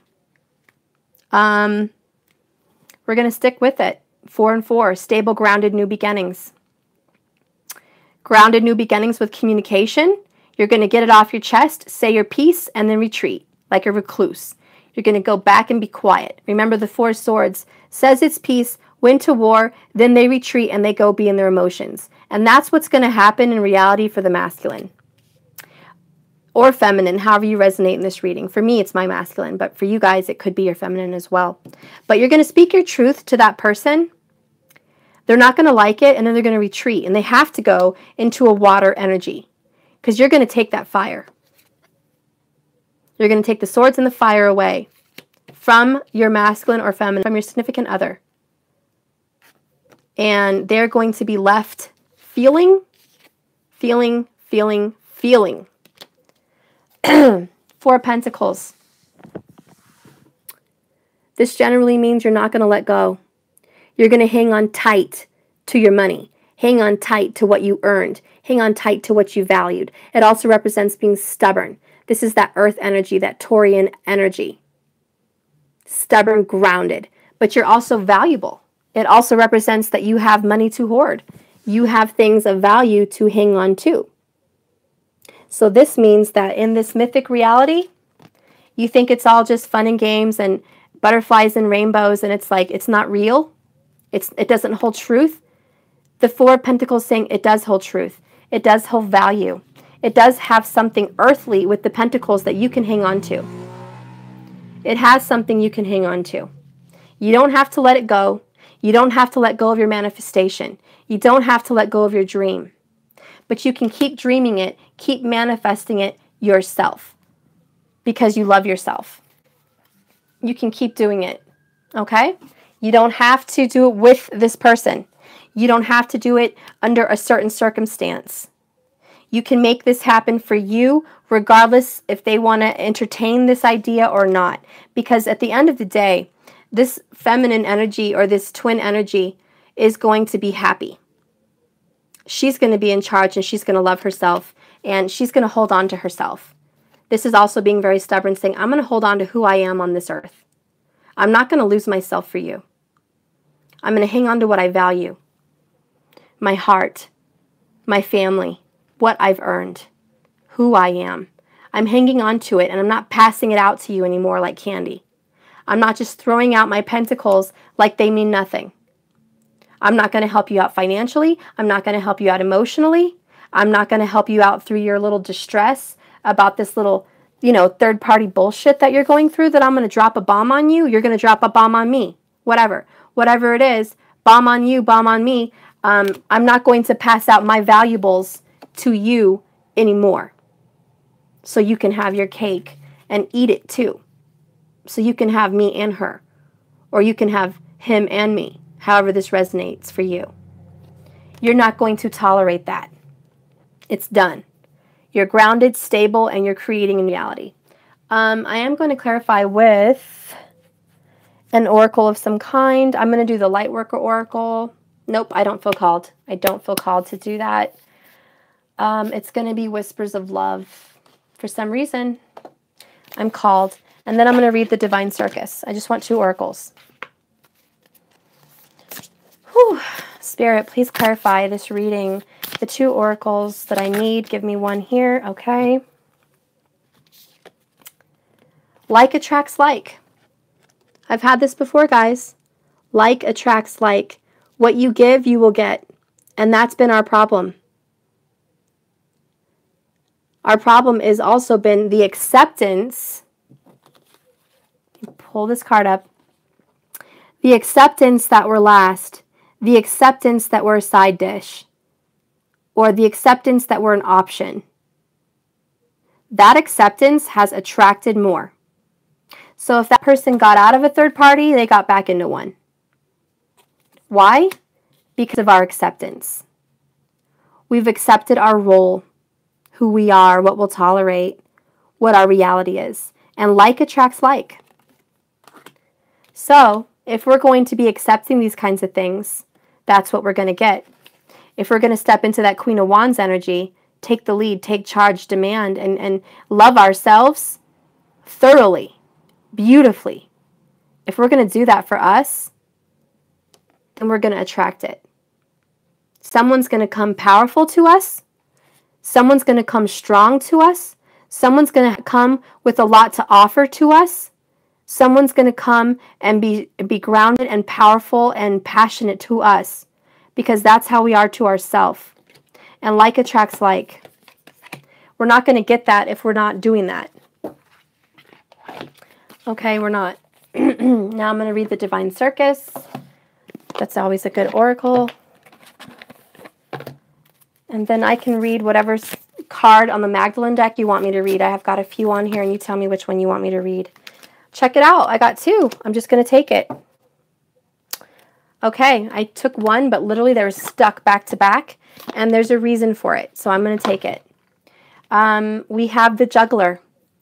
Again, this represents balance. And the Duke of Shadows. This is like the Devil card. We have to balance because we've had a codependency. We have a dark side to us as divines. There's a darkness in our hearts, and it isn't for the other people. The darkness in our hearts is the abuse of ourselves. The darkness of our hearts is the absence of love in ourselves. How we're so hard on ourselves, how we criticize ourselves, how we abuse ourselves, how we tell ourselves we're not worthy, how we tell ourselves we have to accept being second best, how we tell ourselves we have to wait, how we tell ourselves we're not good enough, that other person has something we don't have. They must have something we don't have. Okay? It's also telling us we're never going to have union. We're never going to get back this love. You keep telling yourself that, that's what you're going to get. But that's the dark side. And if we juggle those thoughts in our head, that's the balance we create in our universe. We create that balance. The balance of lose, lose, lose. Wound, wound, wound. Hurt, hurt, hurt. And we're going to keep getting it. And that's what Spirit wanted us to change. He's like, nope, you need to change it. Get that energy back. Take it from the masculine. Use it to your advantage. Grow. I'm going to go ahead and read the Juggler, which is the number 30. And see what it says. Okay. Excuse the helicopter, guys. Annoying. Sorry, I live by a hospital. Many projects are in the air. Aspirations, inspirations are everywhere. Action. Take action. Commitments to make yet another decision will come soon. Join the fray. Say yes. Do not delay. It will all work out in the perfect way. You are capable of many things, and you are too important to set aside a plan of love for this planet or yourself to be left idle. So life, the universe, and your own creative urges will ask a lot of you. There will be many inspirations, ideas, and dreams that you will learn and yearn to bring to life in the world. You might wonder if it's all a bit too much for any one person to handle. You might feel you are juggling so much already that if you take one more demand or an idea, you'll drop the balls. The whole damn thing's going to come undone. The juggler is the master multitasker. He brings the skills, wisdom, and tricks you need to not only successfully bring your life dreams and your current dreams and ideals to reality, but to open up even more flowing through you. How can you do this without getting overwhelmed, you say? How can you do this without becoming drained or exhausted or defeated? How can you do this without getting stuck in a fantasy and failing to really launch? You have to build yourself up. You're going to be going through the rigors of taking a dream and turning it into reality, and it takes work. He has the inside track. He knows 3 tricks on how to make this work. First, if you are overwhelmed, you are letting yourself get ahead of yourself, allowing your mind to move too far into the future. Bring it back to just know what can be done right now. Live in the moment. Let tomorrow take care of itself. Secondly, prioritize. What do you need to do most today? And what can be left undone until later? And thirdly, remember that the divine circus is a trapeze I can't read, is a trapeze and group filled with solo performers. But it is also with the efforts combined that the magic is created. So ask for help and remember that your individual success is actually part of the greater group. Ooh, that's good for all of us. The universe wants you to succeed. It will keep an eye on the pots on the boil, whilst you stir the one that is bubbling over right now. The juggler lets you know that you are going to manage all that is going on in your life, and if you remember to stay present and relax and breathe, deal with what you can immediately happening, and do not worry about any other distractions. The more you do this, the more your juggling skills will improve. You'll not only handle all that is currently going on, but when another opportunity heads your way, you'll be able to add it to the mix. I love it, guys. And what does that mean for you? What does that mean for you? This focusing on the moment, not worrying about tomorrow, not worrying about yesterday, not feeling overwhelmed or drained, just taking your hand and grabbing what you can handle now. You know what that means for me? It means baby steps. If you have to walk away from this situation, this third party, and it hurts, baby steps. You can still reach out to them. You don't have to cut anyone off cold turkey. Baby steps. Just try to distance yourself enough that you can start doing things for you today. Don't bite off more than you can chew. If you can't chew the fact that you're going to cut someone out of your life temporarily because you need to completely focus on yourself and that's too much to juggle, don't. But if you feel that you can make some kind of a small move, which is stop responding to texts, don't return every phone call, don't always be available when they want you, express your truth. I've been harping on this since the beginning of this reading.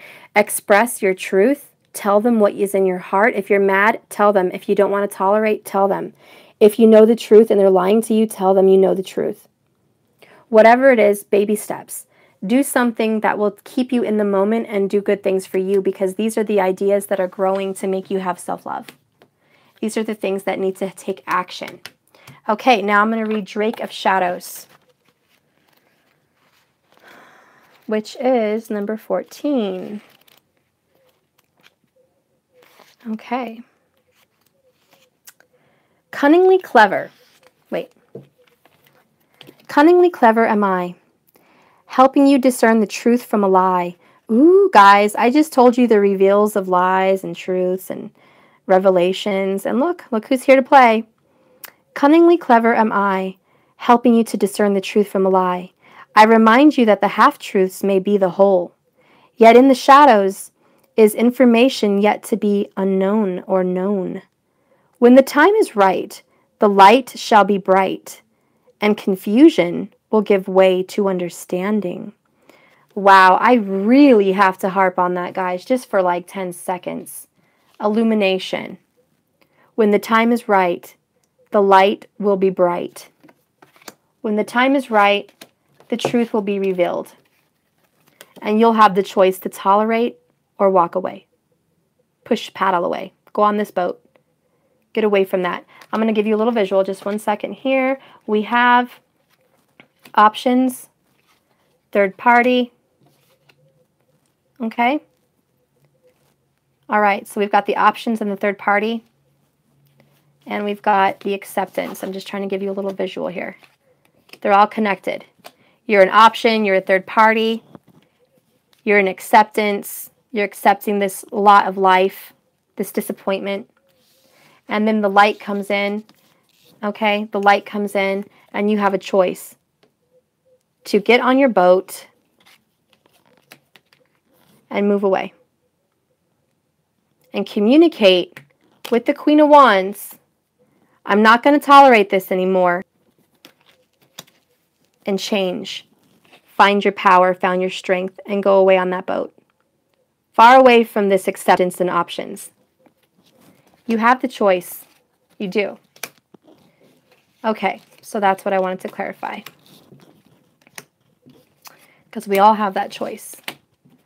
I'm going to keep reading this little dark shadow because it's pretty cool. Okay. All right, so the Duke of Shadows brings you an invitation to practice this cautionary card. Oh, it is a cautionary card, my bad. It is a cautionary card, not to inspire concern, but rather to inspire curiosity. There is more to this situation, person, opportunity, or even apparent absence of an activity or success than meets the eye.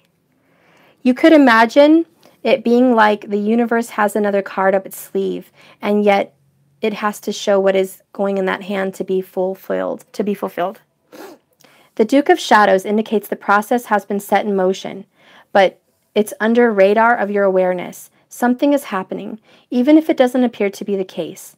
But just like the seed starts to grow into a plant deep in the earth, apparently invisible and yet very real at the same time.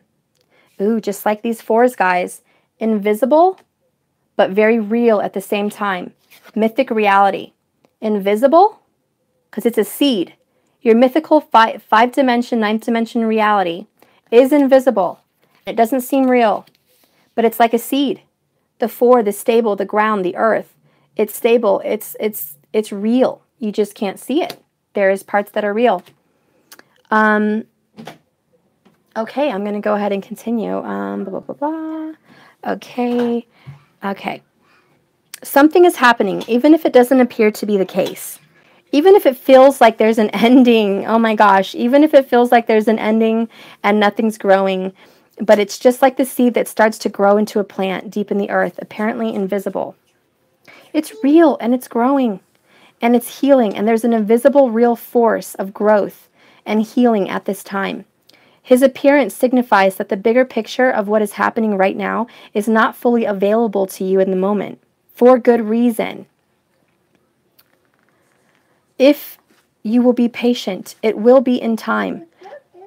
Some very quickly. But for now, Duke of Shadows reminds you that you are seeing in not the whole story, and it's not the final verdict. Ooh, I like that. It's not the final verdict. So even if this third-party situation comes to like a head, even if communication comes, even if secrets come out, it's not the verdict. It's not the end of the road. Even if the queen has to get on her ship and tell her what she won't tolerate and moves away and gets away from this negative situation, it's not the end. It's not the verdict. Because you cannot know what you don't know. You will need to wait for more information to come to you. So if what you see, sense, or feel is negative right now, don't believe it. You are in a time of your life when your perspective will be only partial. That is not through some failure on your part. It's just the way things at various points of the process are bringing them to your visions and dreams right now in this world. You're also your intuitions, guys. So you're not seeing the whole picture. There are things being brought to your intuition that you sense, but remember that you do know some truth, but you don't know the whole picture. Sometimes we are at the top of the mountain and can see we have come to where we are going very clearly. And other times, that's Mom. No, don't touch that. That's my microphone. And other times we are doing hard. Okay, guys, stop it. Stop it. That's my microphone. Come here. Okay. Okay, I'll go get the fireflies. Bring me the remote. I'm sorry, guys. Go get me the remote control. Okay, let me hurry and finish here. Doing the hard yards on this journey, you have to keep going through what feels like dark night. We aren't really sure we are going, or even if we're getting anywhere at all. It seems like we're stuck, and everything's not moving. But remember, this is only part of the picture. It's an essential part of the journey that leads us to the top of the mountain, and a clear view in due course. The Duke of Shadows tells you two things. Firstly, if you feel like this, keep going because your perspective will soon change and be happier and more informed. Secondly, don't take things at face value at the moment. Things are going to shift and change, and there will be a surprising twist in your life. Though you don't see it coming, another piece of your life puzzle is going to reveal itself soon. It may be scary, it may be painful, but it is for growth and it is for your better. It will help solve a difficult question or give you a difficult answer to something that you've been holding back in your heart for too long. Ooh, marinate on that for a second, guys. He wants to watch something, and obviously a 2-year-old has no sense of time, of patience. So please give me a moment. Again.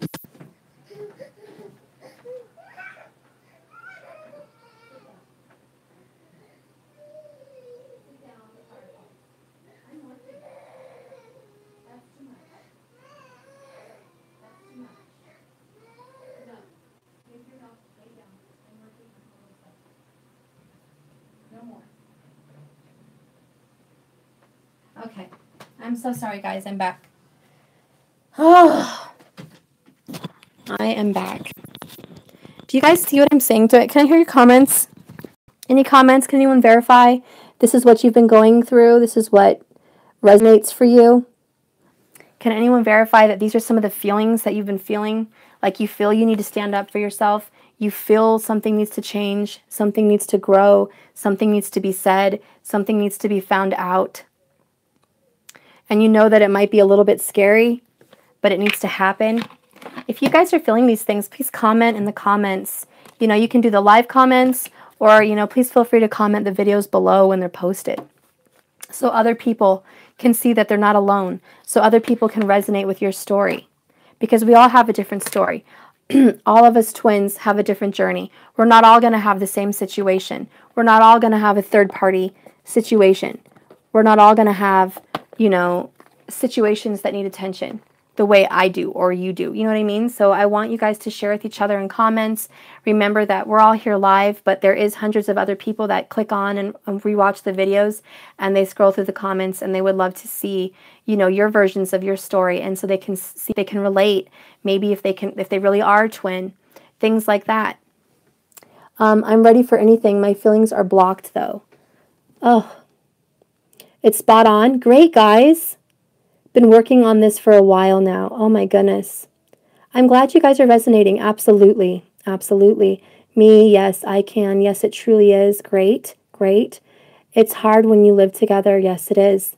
We are still in union. I choose this path because I'm giving another chance. We are also have a son, 10 months old. I pray I'm not going to regret this and become more hurt. There's no regret with your son. There's no regret. You see stuff. His ass is hiding something. Oh, Lenoska. Okay, guys, I'm just going to get real. I'm going to share my experience.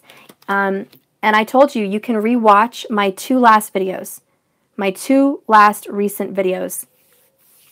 And I just went through this weekend, so I did not know this information when I did my reading. And it wouldn't matter even if I did, because as I shuffle, as I pull cards, the stories come out and they're not mine. It's the cards. I'm just resonating in things that maybe you guys relate to. And if I go through things first, it's because I have a podium. I have something to share with you guys. I have to speak out and tell you how I got through it and what I did and what needs to be done. And I'm a voice, okay? Spirit wants to use me as an example. He also wants to use me as a hope that you can go through hardships and still be okay, all right? So I'm just going to let you know, I'm a reader. I've been on this journey, I guess I would say, since we met, like 5 years. Okay. Yeah, about 5 to 6 years. Till we got together, we were in union, I would say about 4 years ago. Living together, in union. It went really quick and it ended really quick. We got into union, and long story short, it was third-party drama, okay? And it wasn't on my behalf. All right. And it ended, and I was left with a child with my twin, and he kind of discarded us. Okay. And I went through this rejection, and I went through pain and hurt, and he wasn't the first one to do this to me. I also had my older kids. So I had already been around the block. Jenny from the block. Okay. I'd already been through this a couple times. I've had several relationships, probably 9 major life relationships. A few of them died. They were murdered. So there's been relationships that I've lost because of death. There's been relationships I've lost because they've rejected me. And it's just something I had to deal with. It was my life path, okay? Moving forward, what did I go through this weekend? After we had so much growth, after we were so close for union, I'm talking, I was expecting it probably within this, next couple weeks.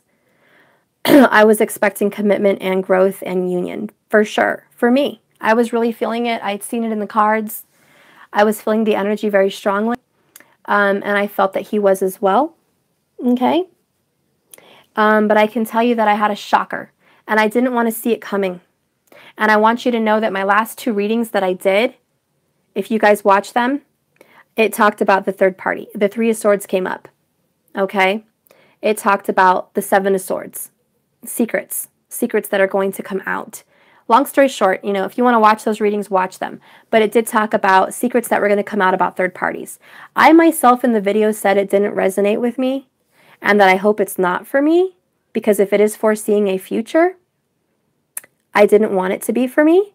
But I'm not going to lie to you. I had a sense before I went on my trip to New York for my kid's father's funeral. I had a sense that something was a little bit weird, like he was coming closer to me because he was hiding something. Like I felt like he was getting closer out of guilt. Okay? Now, I don't know. He didn't admit to me that he's been seeing someone for a long time. But let's just say this weekend he did admit to me after I pried it out of him. Because I sensed that something was off. And he kind of sensed to me, he said, well, you know, this relationship's going really well between us. And I said, yes, it is. It is going very well. He himself acknowledged how well our relationship was going. And then he decided to lay a bomb on me and say, well, what are we going to do when we start seeing other people? Okay? Yeah, my twin said that BS. My twin said that. What are we going to do when we start seeing other people? As if we hadn't gotten closer. As if we hadn't gotten more intimate. As if our friendship hadn't blossomed to this beautiful level of twin, like just getting along one-minded. As if our passion hadn't taken a whole nother level. As if everything that we had been building up to and climaxing to for union didn't happen. He wants to lay a bomb on me that, oh yeah, what are we going to do if we start seeing other people? And the first thing I said, which I had been feeling, like I told you guys, I had been feeling it for a couple weeks, but I did not want to acknowledge it. I'm not going to lie. I'm like a lot of you. I'd rather be in the dark than know the truth when it comes to a third party because it hurts. I don't want to deal with another karmic. He's had 3 karmics since me. The first one was his wife, which he had to divorce, you know, which was understandable. But the others, in and out, in between us, unnecessary. And he's having to go through this devilish energy that he's been going through for so long. And maybe you guys can relate. Okay? Maybe you guys can relate. But he said that. And so the first thing that came out of my mouth, and I was afraid to say it, I said, I don't really want to know if you're dating. And I don't really want to talk about it. I just like things the way they are. And I'd rather be in the dark. I told him I'd rather be in the dark than face that because I like what we have. I like how things are going. And I honestly, in that moment, had faith that if I just didn't acknowledge another karmic bullshit, that we would continue going further and he would open up and he would see the light and things would still blossom. But Spirit was telling me in my heart, no. Spirit was saying, Stephanie, I'm sorry, but this is a time of recognition. This is a time you need to speak out. Stop accepting, which is, you guys saw on the cards, stop accepting, stop dealing with this, stop being a doormat, stop being an option. Stop being someone that this person can see when they want. Things can go so well when they want, and then they drop a bomb on you, and you just deal with it. Step back into the shadows and let him go around this karmic and deal with his drama while you wait. You know, you wait in the hangar. You know what I'm saying? You wait in the dugout while he's in the game. Which is usually fine for me because I don't need all that. I don't want a karmic, by the way. I don't want one. I'm not looking for one. Maybe you guys can resonate with me, but I'm not. I know what I want. Anyways, moving forward to this story before I talk your ears off. Okay? I flat out told him, I said, look, you only say that, because it's happened 3 times, you only say, what are we going to do if we see other people, if you're already seeing someone. If you're already seeing someone, you bring that up out of guilt. And you're also extremely nice over guilt. So how long have you been seeing someone? I didn't tell him that I had known that I had been doing divine masculine readings and seeing a third party for a couple weeks now. I had been seeing it for a couple weeks, but I've tried not to really focus on it because I thought what you think about, you bring about. I didn't want to focus on it. I didn't want to worry it. Nothing. But sometimes, like the wheel, fate is unavoidable.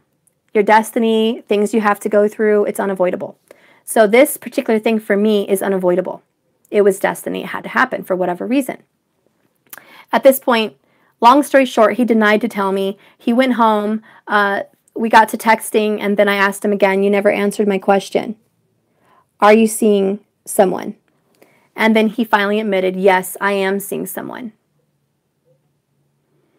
Mind you, and I'm not going to go into details, physical details, but we had been seeing each other for a while. We had been doing, steady, seeing each other and growing together for a while. I had no idea that he was out looking again. I had no idea that he was even entertaining that. I really was hoping that he was coming closer to us and union would be in the future.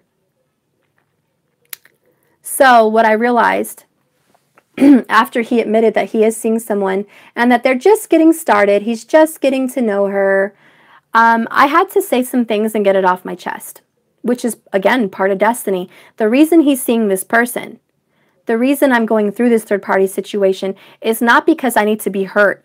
It's not because he needs to learn something.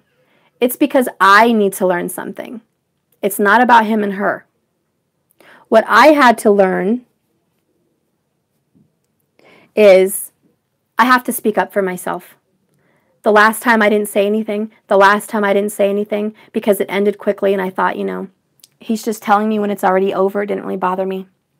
This time I'm going to say something because it affects my child, our child.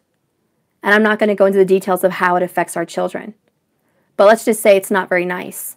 And it is selfish. It involves selfishness, and it involves wrongdoing, and it involves wrong behavior.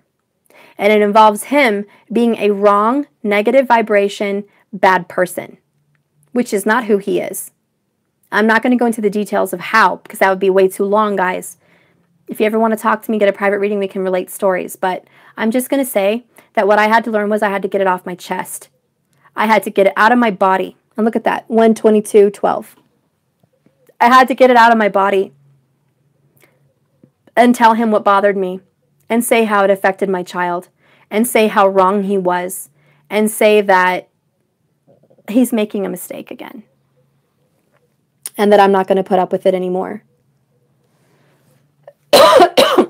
And that I like being friends. And he even told me, I don't want it to ruin our friendship. I don't want it to ruin what we have. I want to be able to talk with you about anything. And I was proud of myself. I was proud that I made my love know that he could talk to me about anything. That I would always be there, that he could open up to me about anything, even that. And he thought he was safe to speak to me about it, because that's the foundation I laid out. I laid out a safe, steady, calm, unconditional, loving foundation. And I had reason to be proud. Really big reason to be proud. So I was happy. You know what? At least I succeeded in making this friendship grow and blossom, and it was thanks to me. Because I pursued it. I pushed it. I manifested it. I stayed unconditional. I'm proud of myself for that. But now it's time for me to pick up the gauntlet, claim my power, and say, guess what? This time it's different. I'm glad we're friends. I'm glad you got to see a different part of me that you hadn't seen before. I'm glad you got to see that I'm unconditionally loving. I'm glad you got to see that I can be a good friend. I'm glad you got to see that I can be a helpful friend, that I can be unselfish, that I can be loving. I'm glad you got to see that part of me. Now you need to see that I am not going to tolerate being your doormat. I will not tolerate being an option or a choice, that I am my own person and I deserve the best. And if you can't give it to me, then I'm going to give it to myself, step away, and let you deal with your own bullshit and the karma that falls on your head for it. That's on you. Whatever happens from this moment forward, that's on you. That's your karmic baggage. And at this point in our journey, I have to step back. I'm not going to end everything forever, but I have to step back. Was it hard, guys? Hell yeah, it was hard. I didn't want to say those things. I expressed myself in ways, guys, that I hadn't expressed myself in a long time. For someone I love, for someone I'm desperate to not lose, all the work I've achieved. I know this karmic's not going to last. She's going to be in and out. But I realize that it hurts me to be quiet. It hurts me to be in the shadows. It hurts me to support him in something that he's doing that's wrong, not just because of like a personal relationship between him and I, but because it affects our son. If he's not going to spend time with our child, he doesn't want to be a part of his life, but he wants to be my so-called friend, and yet go spend time with another woman and her child. How is that in any way good? How is that in any way, you tell me, any way, shape, or form, challenge or not, you tell me how that's good for my child. It's not. And I realize I have to stand up for him, and I have to stand up for me. I have to support myself with love. And I corrected him. He dealt with it. He did feel bad. It was a little narcissistic, but he did start to think and feel bad. And, you know, that was a trigger. He triggered me. I triggered him. Now, you know what, guys? Your lovely tarot reader, Miss Stephanie, is triggered, and he's triggered. So you are seeing a trigger live this weekend. We are going through triggers. But it's okay, because I had my spaz out moment. I had my issues. But you know what was different this time? And I can tell you why it was different. I am the Queen of Wands. I have that Queen of Wands energy. I didn't shed a single tear. Every time we've ever had a fight, I cried. I didn't shed not one single teardrop. I had no emotional pain or longing or disparity or no emotional sadness and grief like I had had in the past. I conquered it. I'm not dealing with those issues right now. I did somehow take on the masculine energy. I did somehow resonate with the Queen of Wands because I was strong, fearless, and I didn't have an ounce of tears to shed. I was just strong, and I stood my ground, and boom, I handled it. I handled it. But I didn't handle it with like the intention that I want union and I need to do this for him so I can have union with him. That's not why I did it. I did it because I want union with me, damn it. I'm tired of union for you. I'm not trying to disconnect myself from the twins that are all in love and wanting union. I do want that. I'm not saying I gave up on that. But I'm saying the one thing I want more than that is union with me. I still want that. I still would love to marry him. I still would love to be with him. I still would love union with him. But I right now want union with me. I'm first. I'm first. And your needs can come last. You need me for something? Sorry, I'll see if I have leftover. I'm going to be looking in the me right now. That's kind of the mentality I'm having, and it's not selfish, and it's not mean, and it's not cruel, and it's not unloving, and it's not unholy. It's loving yourself enough to be strong enough to handle what is coming in the future. Okay? I have to show up with a cup full of love. I can't preach it and not be it, right, guys? I can't be the preacher and not live my own lifestyle. I have to come up with that cup, not empty, like I said in my other readings, empty for people to fill. I have to come up with a cup full of myself and my own love and respect. So when I come into a relationship, there's my hearts. When I come into a relationship, it's two people meeting full, in love with themselves, giving to add to each other. I'm going to break out my swans. Yeah. Loving to add to each other, not take from you. I'm not coming here empty to take from you to make me happy, and I hope he doesn't come to me wanting to take from me to make him fulfilled and happy. I want us to come together happy, fulfilled, and in love and ready to give and add what we have to each other's. Not to take, but to add. I want to add to the relationship. I want to give, and I also expect the same. And there's nothing wrong with that. That's the self-respect that the twins have been trying to get in. That's what the twins have been trying to accomplish. That is a lot of our journey. Self-love, self-discovery, self-appreciation, and self-respect. If we don't have those things, we don't have union. So sometimes sometimes our twin has to deal with a karmic partner to bring this out of us. Maybe if he hadn't brought this out of him, this silly little karmic girl again, I would still be putting him first. Maybe if I thought, from this summer that we're going to come into union, and I kept manifesting and doing my mantras and meditations to bring union to happen for us, and it was all about him, and you know what I mean? I kind of lost sight of myself. It was all about union. Maybe if he hadn't done this, I would still be focusing on that. And I wouldn't take a step back and focus on me. And sometimes, not for everyone, that's what has to happen. That's what needs to resonate. That's what needs to sit in your soul. That's our roadblock. If we feel like we have a blockage, that's our blockage. We sent that pipe cleaner down that pipe and found the clog. Okay? So I hope that resonates for you guys. I hope what I said meant something, and I hope that I didn't scare a lot of people off about my truth. Maybe you guys can resonate in my story. Maybe you guys can find some truth of yourselves where I'm at. I'm not saying you have to have kids. I'm just saying, truth in yourself, that you've been putting yourself last and them first for too long. And you need to step up for yourself. And that's not easy to do.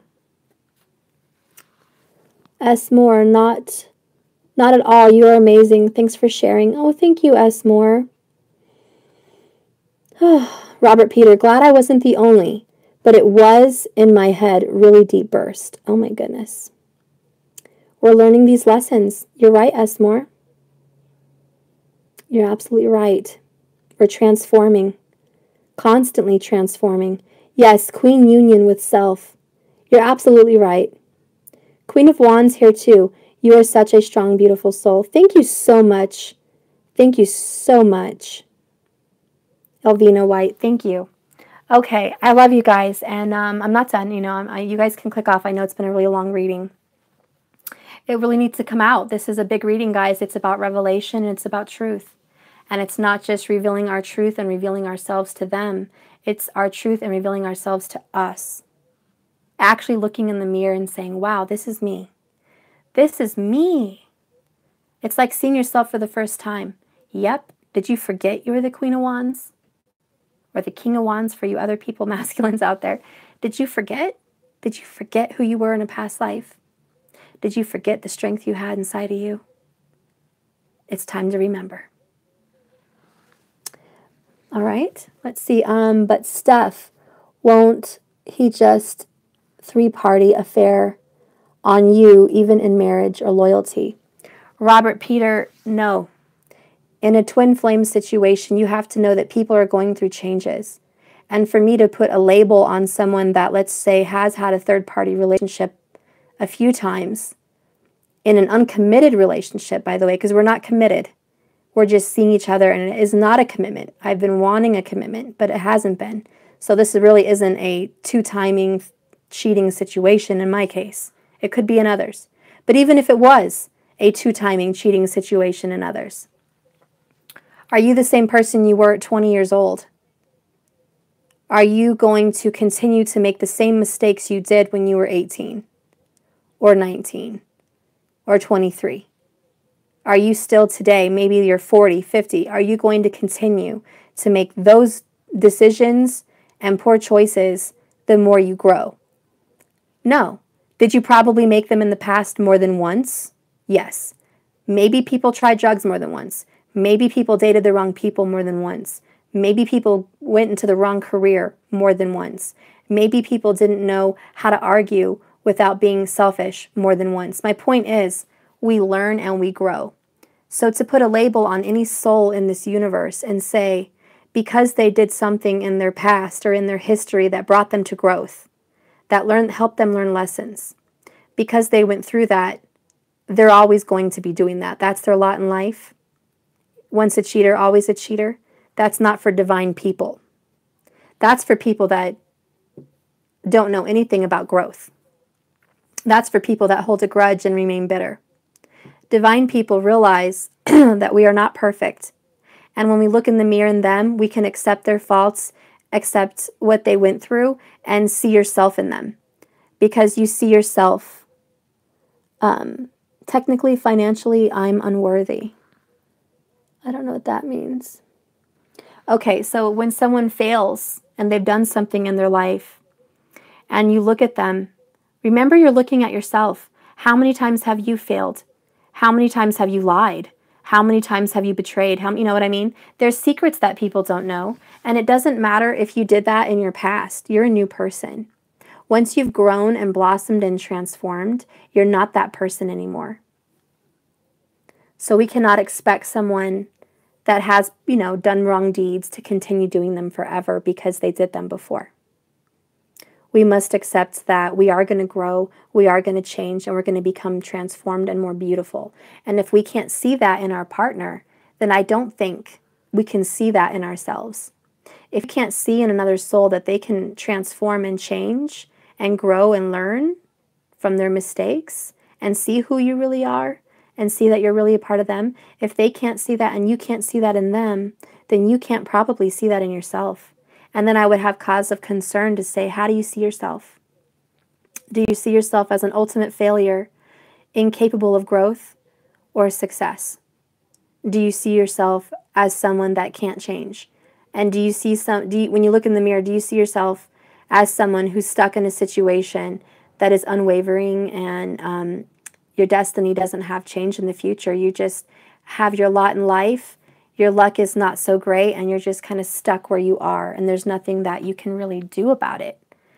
I mean, that's a cause for concern. Never have doubt in other people, because that just means you're having doubt in yourself. That's the real truth of it.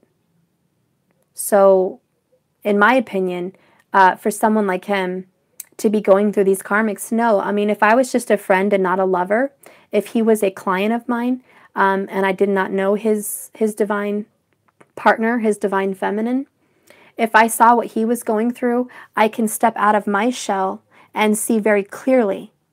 This man was, met this divine person. He was triggered. He was in a relationship marriage at the time. It was already ended for some years, but he hadn't needed a way out. She helped get him out of that, to bring his spirits up, to give him strength, encouragement, things like that. Then when he got out, he resented her, blamed her for the breakup that he had, blamed her for the breakup of the family, resented her for having a child, resented her for making him feel trapped. And then I can see that, well, when a man divorces, or even a woman divorces, they lose a part of themselves, their identity, who they were with that person, who they thought they were. They go through somewhat of an identity crisis. And then they start to try to find themselves again, because again, you've lost your identity, you've lost a marriage. The universe astrologically looks at that very difficultly too. When you go through a marriage or a divorce, it changes the aspect of your planets, it changes the aspect of your chart. So it does have a very big impact on who you are as a person. And you have to go through a path of rediscovery. Unfortunately, that was my path with him. So if I, again, was looking at him like a friend or a client, I would see that this gentleman needs to go through this major shift and identity crisis and find himself. He needs to find out who he is divinely. He needs to find out who he is without this person. He needs to find out his real passions and desires. So then I would realize that he needs to go through these karmics, because he's going to meet a female or two or three. He's going to meet them. He's going to try himself out, like trying on a new pair of shoes and seeing who he is with this person. Who is he with this person? Who is he with this person? And he's trying them out because he's trying to find himself. And he's a different person with each of these people. And with me, let's say the other person that he left behind, which is me, but I'm looking at it from another perspective. He can't see that the person he hurt is something he needs to deal with. Something he karmically has to go through and have some closure and grow and learn and be triggered and see the truth of the matter, which he hasn't. The recognition for him hasn't ever really been there. It's been there for me. I've recognized he's my twin. He hasn't recognized I'm his. So there is a path of enlightenment for him that he's still on. So I have to realize, I can't judge and worry. I have to realize this person, or masculine, is going through big changes. He's going to go through these karmic relationships. He's going to come in and out of them. He may come out unskeeved. He may come out harmed. He may come out with a child with this person. He may come out different with this person. But does that change our destiny? Does that change our ultimatum of union for the future? I don't think so. I think his path requires whatever journey he's on. My path requires for me right now to stand up and tell him I'm not going to tolerate it. I'm not going to be an option or a choice or, left on the back burner or a secret. Yeah, you're right. Clear the energy, Karen Renna. I have to clear the energy. And by me clearing, it has helped him trigger to reflect on his choices and see that this little karmic is not the swan he thought she was. She's a beautiful heart, but she's not his twin. They're not an equal. She's not his destiny.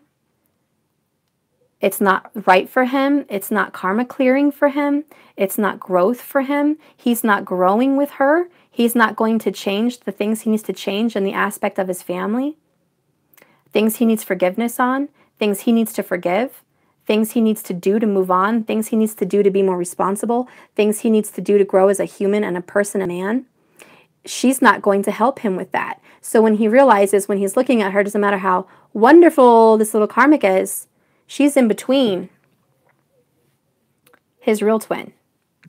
She's in between that person that is the mirror image of him, the complete to him, the one that is going to get him on the other side to be divine, the one that's a partner in this divine path. This is just someone in between. And I guess the point that hurts us as feminines is we have to wait for them to see. Because right now there's an illusion. He doesn't see me, he just sees her, or he just sees whatever, and it's an illusion. And so the only way we can change that illusion is when we stomp our feet, say our piece, and walk away from the scenario. So then the energy changes. No longer is it a trio, it's a duo. When you walk out of that energy and it's just your twin lover and their karmic, when you step out of the energy, their energy changes. They're all alone. There's no happiness from you that he gets, like the sauce. There's no sauce that you left over for him that they get to share. It's just the two of them. They have to deal with their daily in and outs, their daily drama. And they're going to find that they're incomplete. I'm incomplete. Because I need this person to be complete.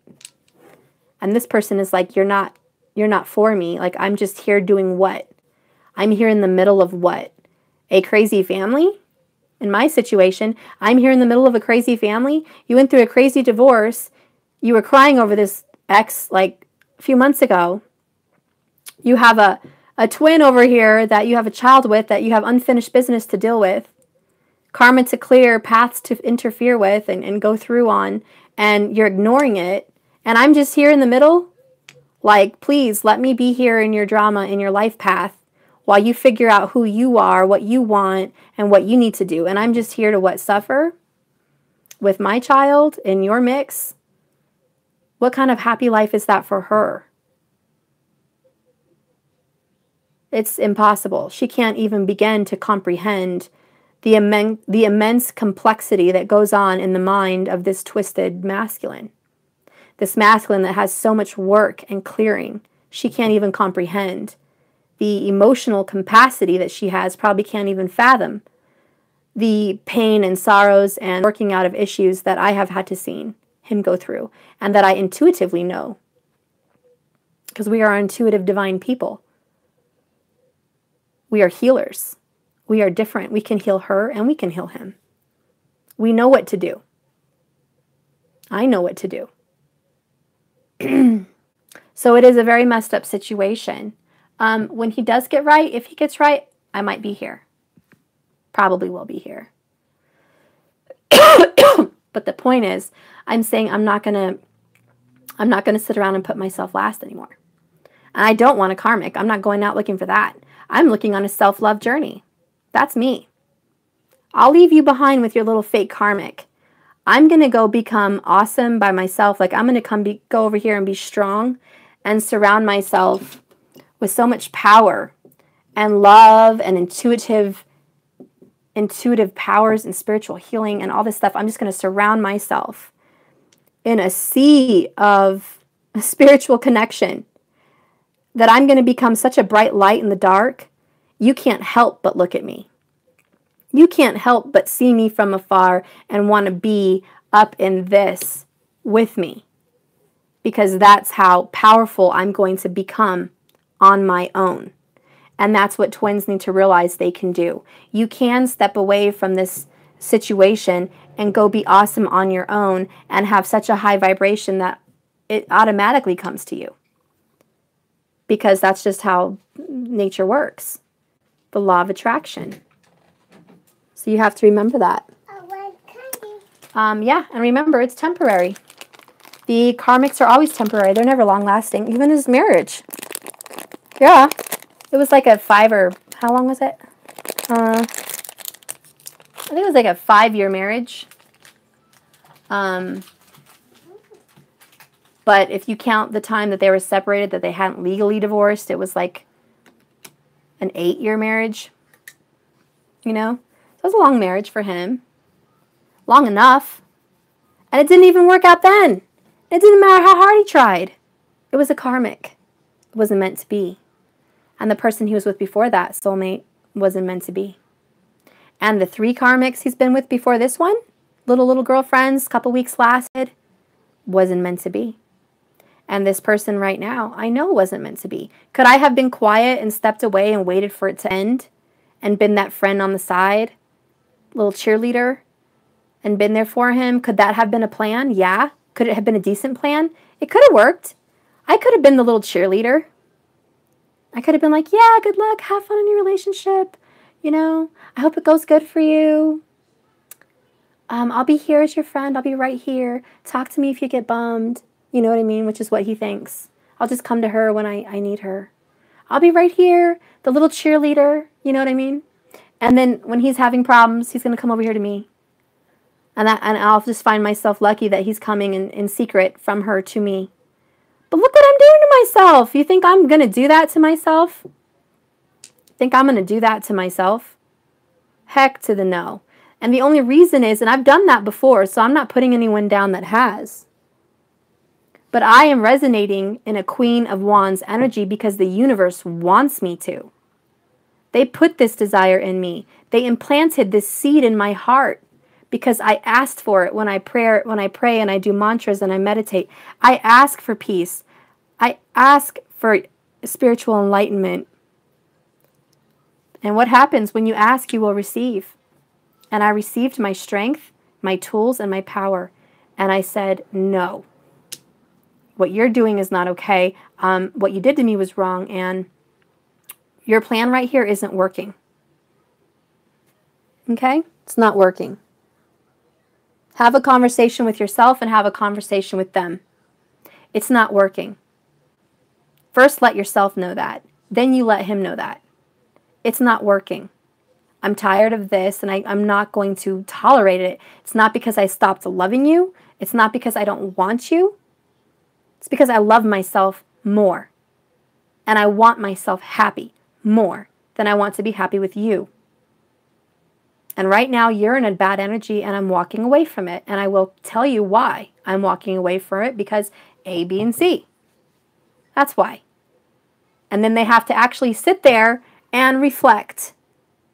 Like you, like the 9 of Wands, they actually have to sit there and reflect on what they said, what they did, how they brought it about, why this is coming to them, why are they not happy, why can't they be happy, why are the relationships always coming to a head, what is going on in their life, are they destined for unhappiness, what's wrong?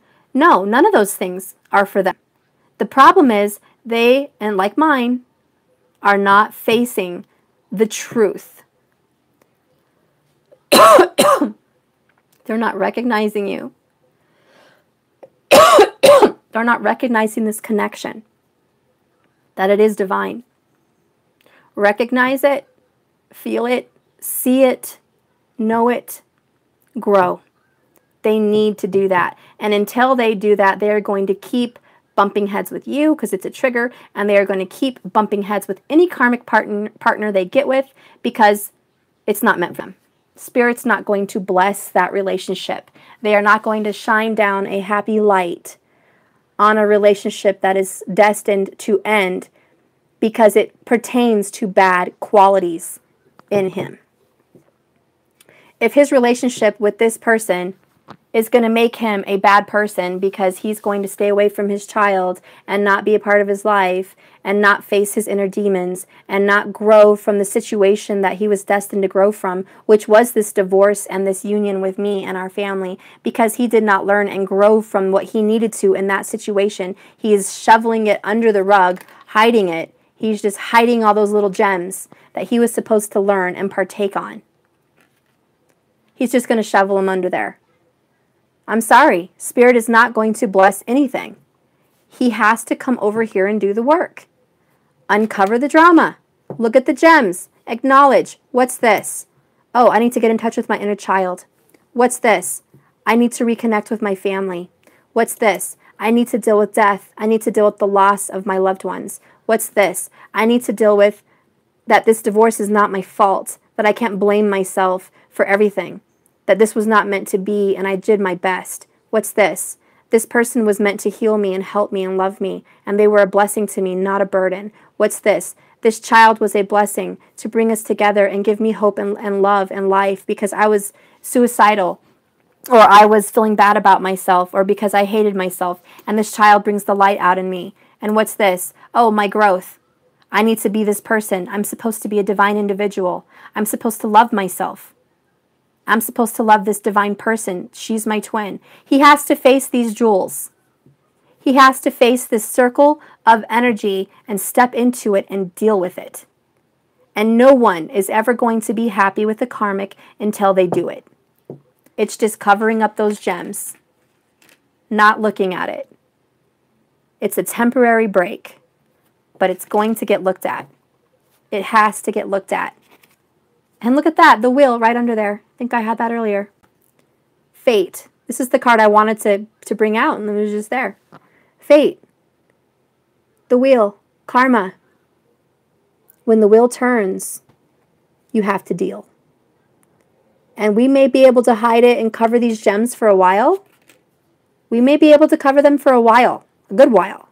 But then you can hear that wheel cranking like a cog to a clock.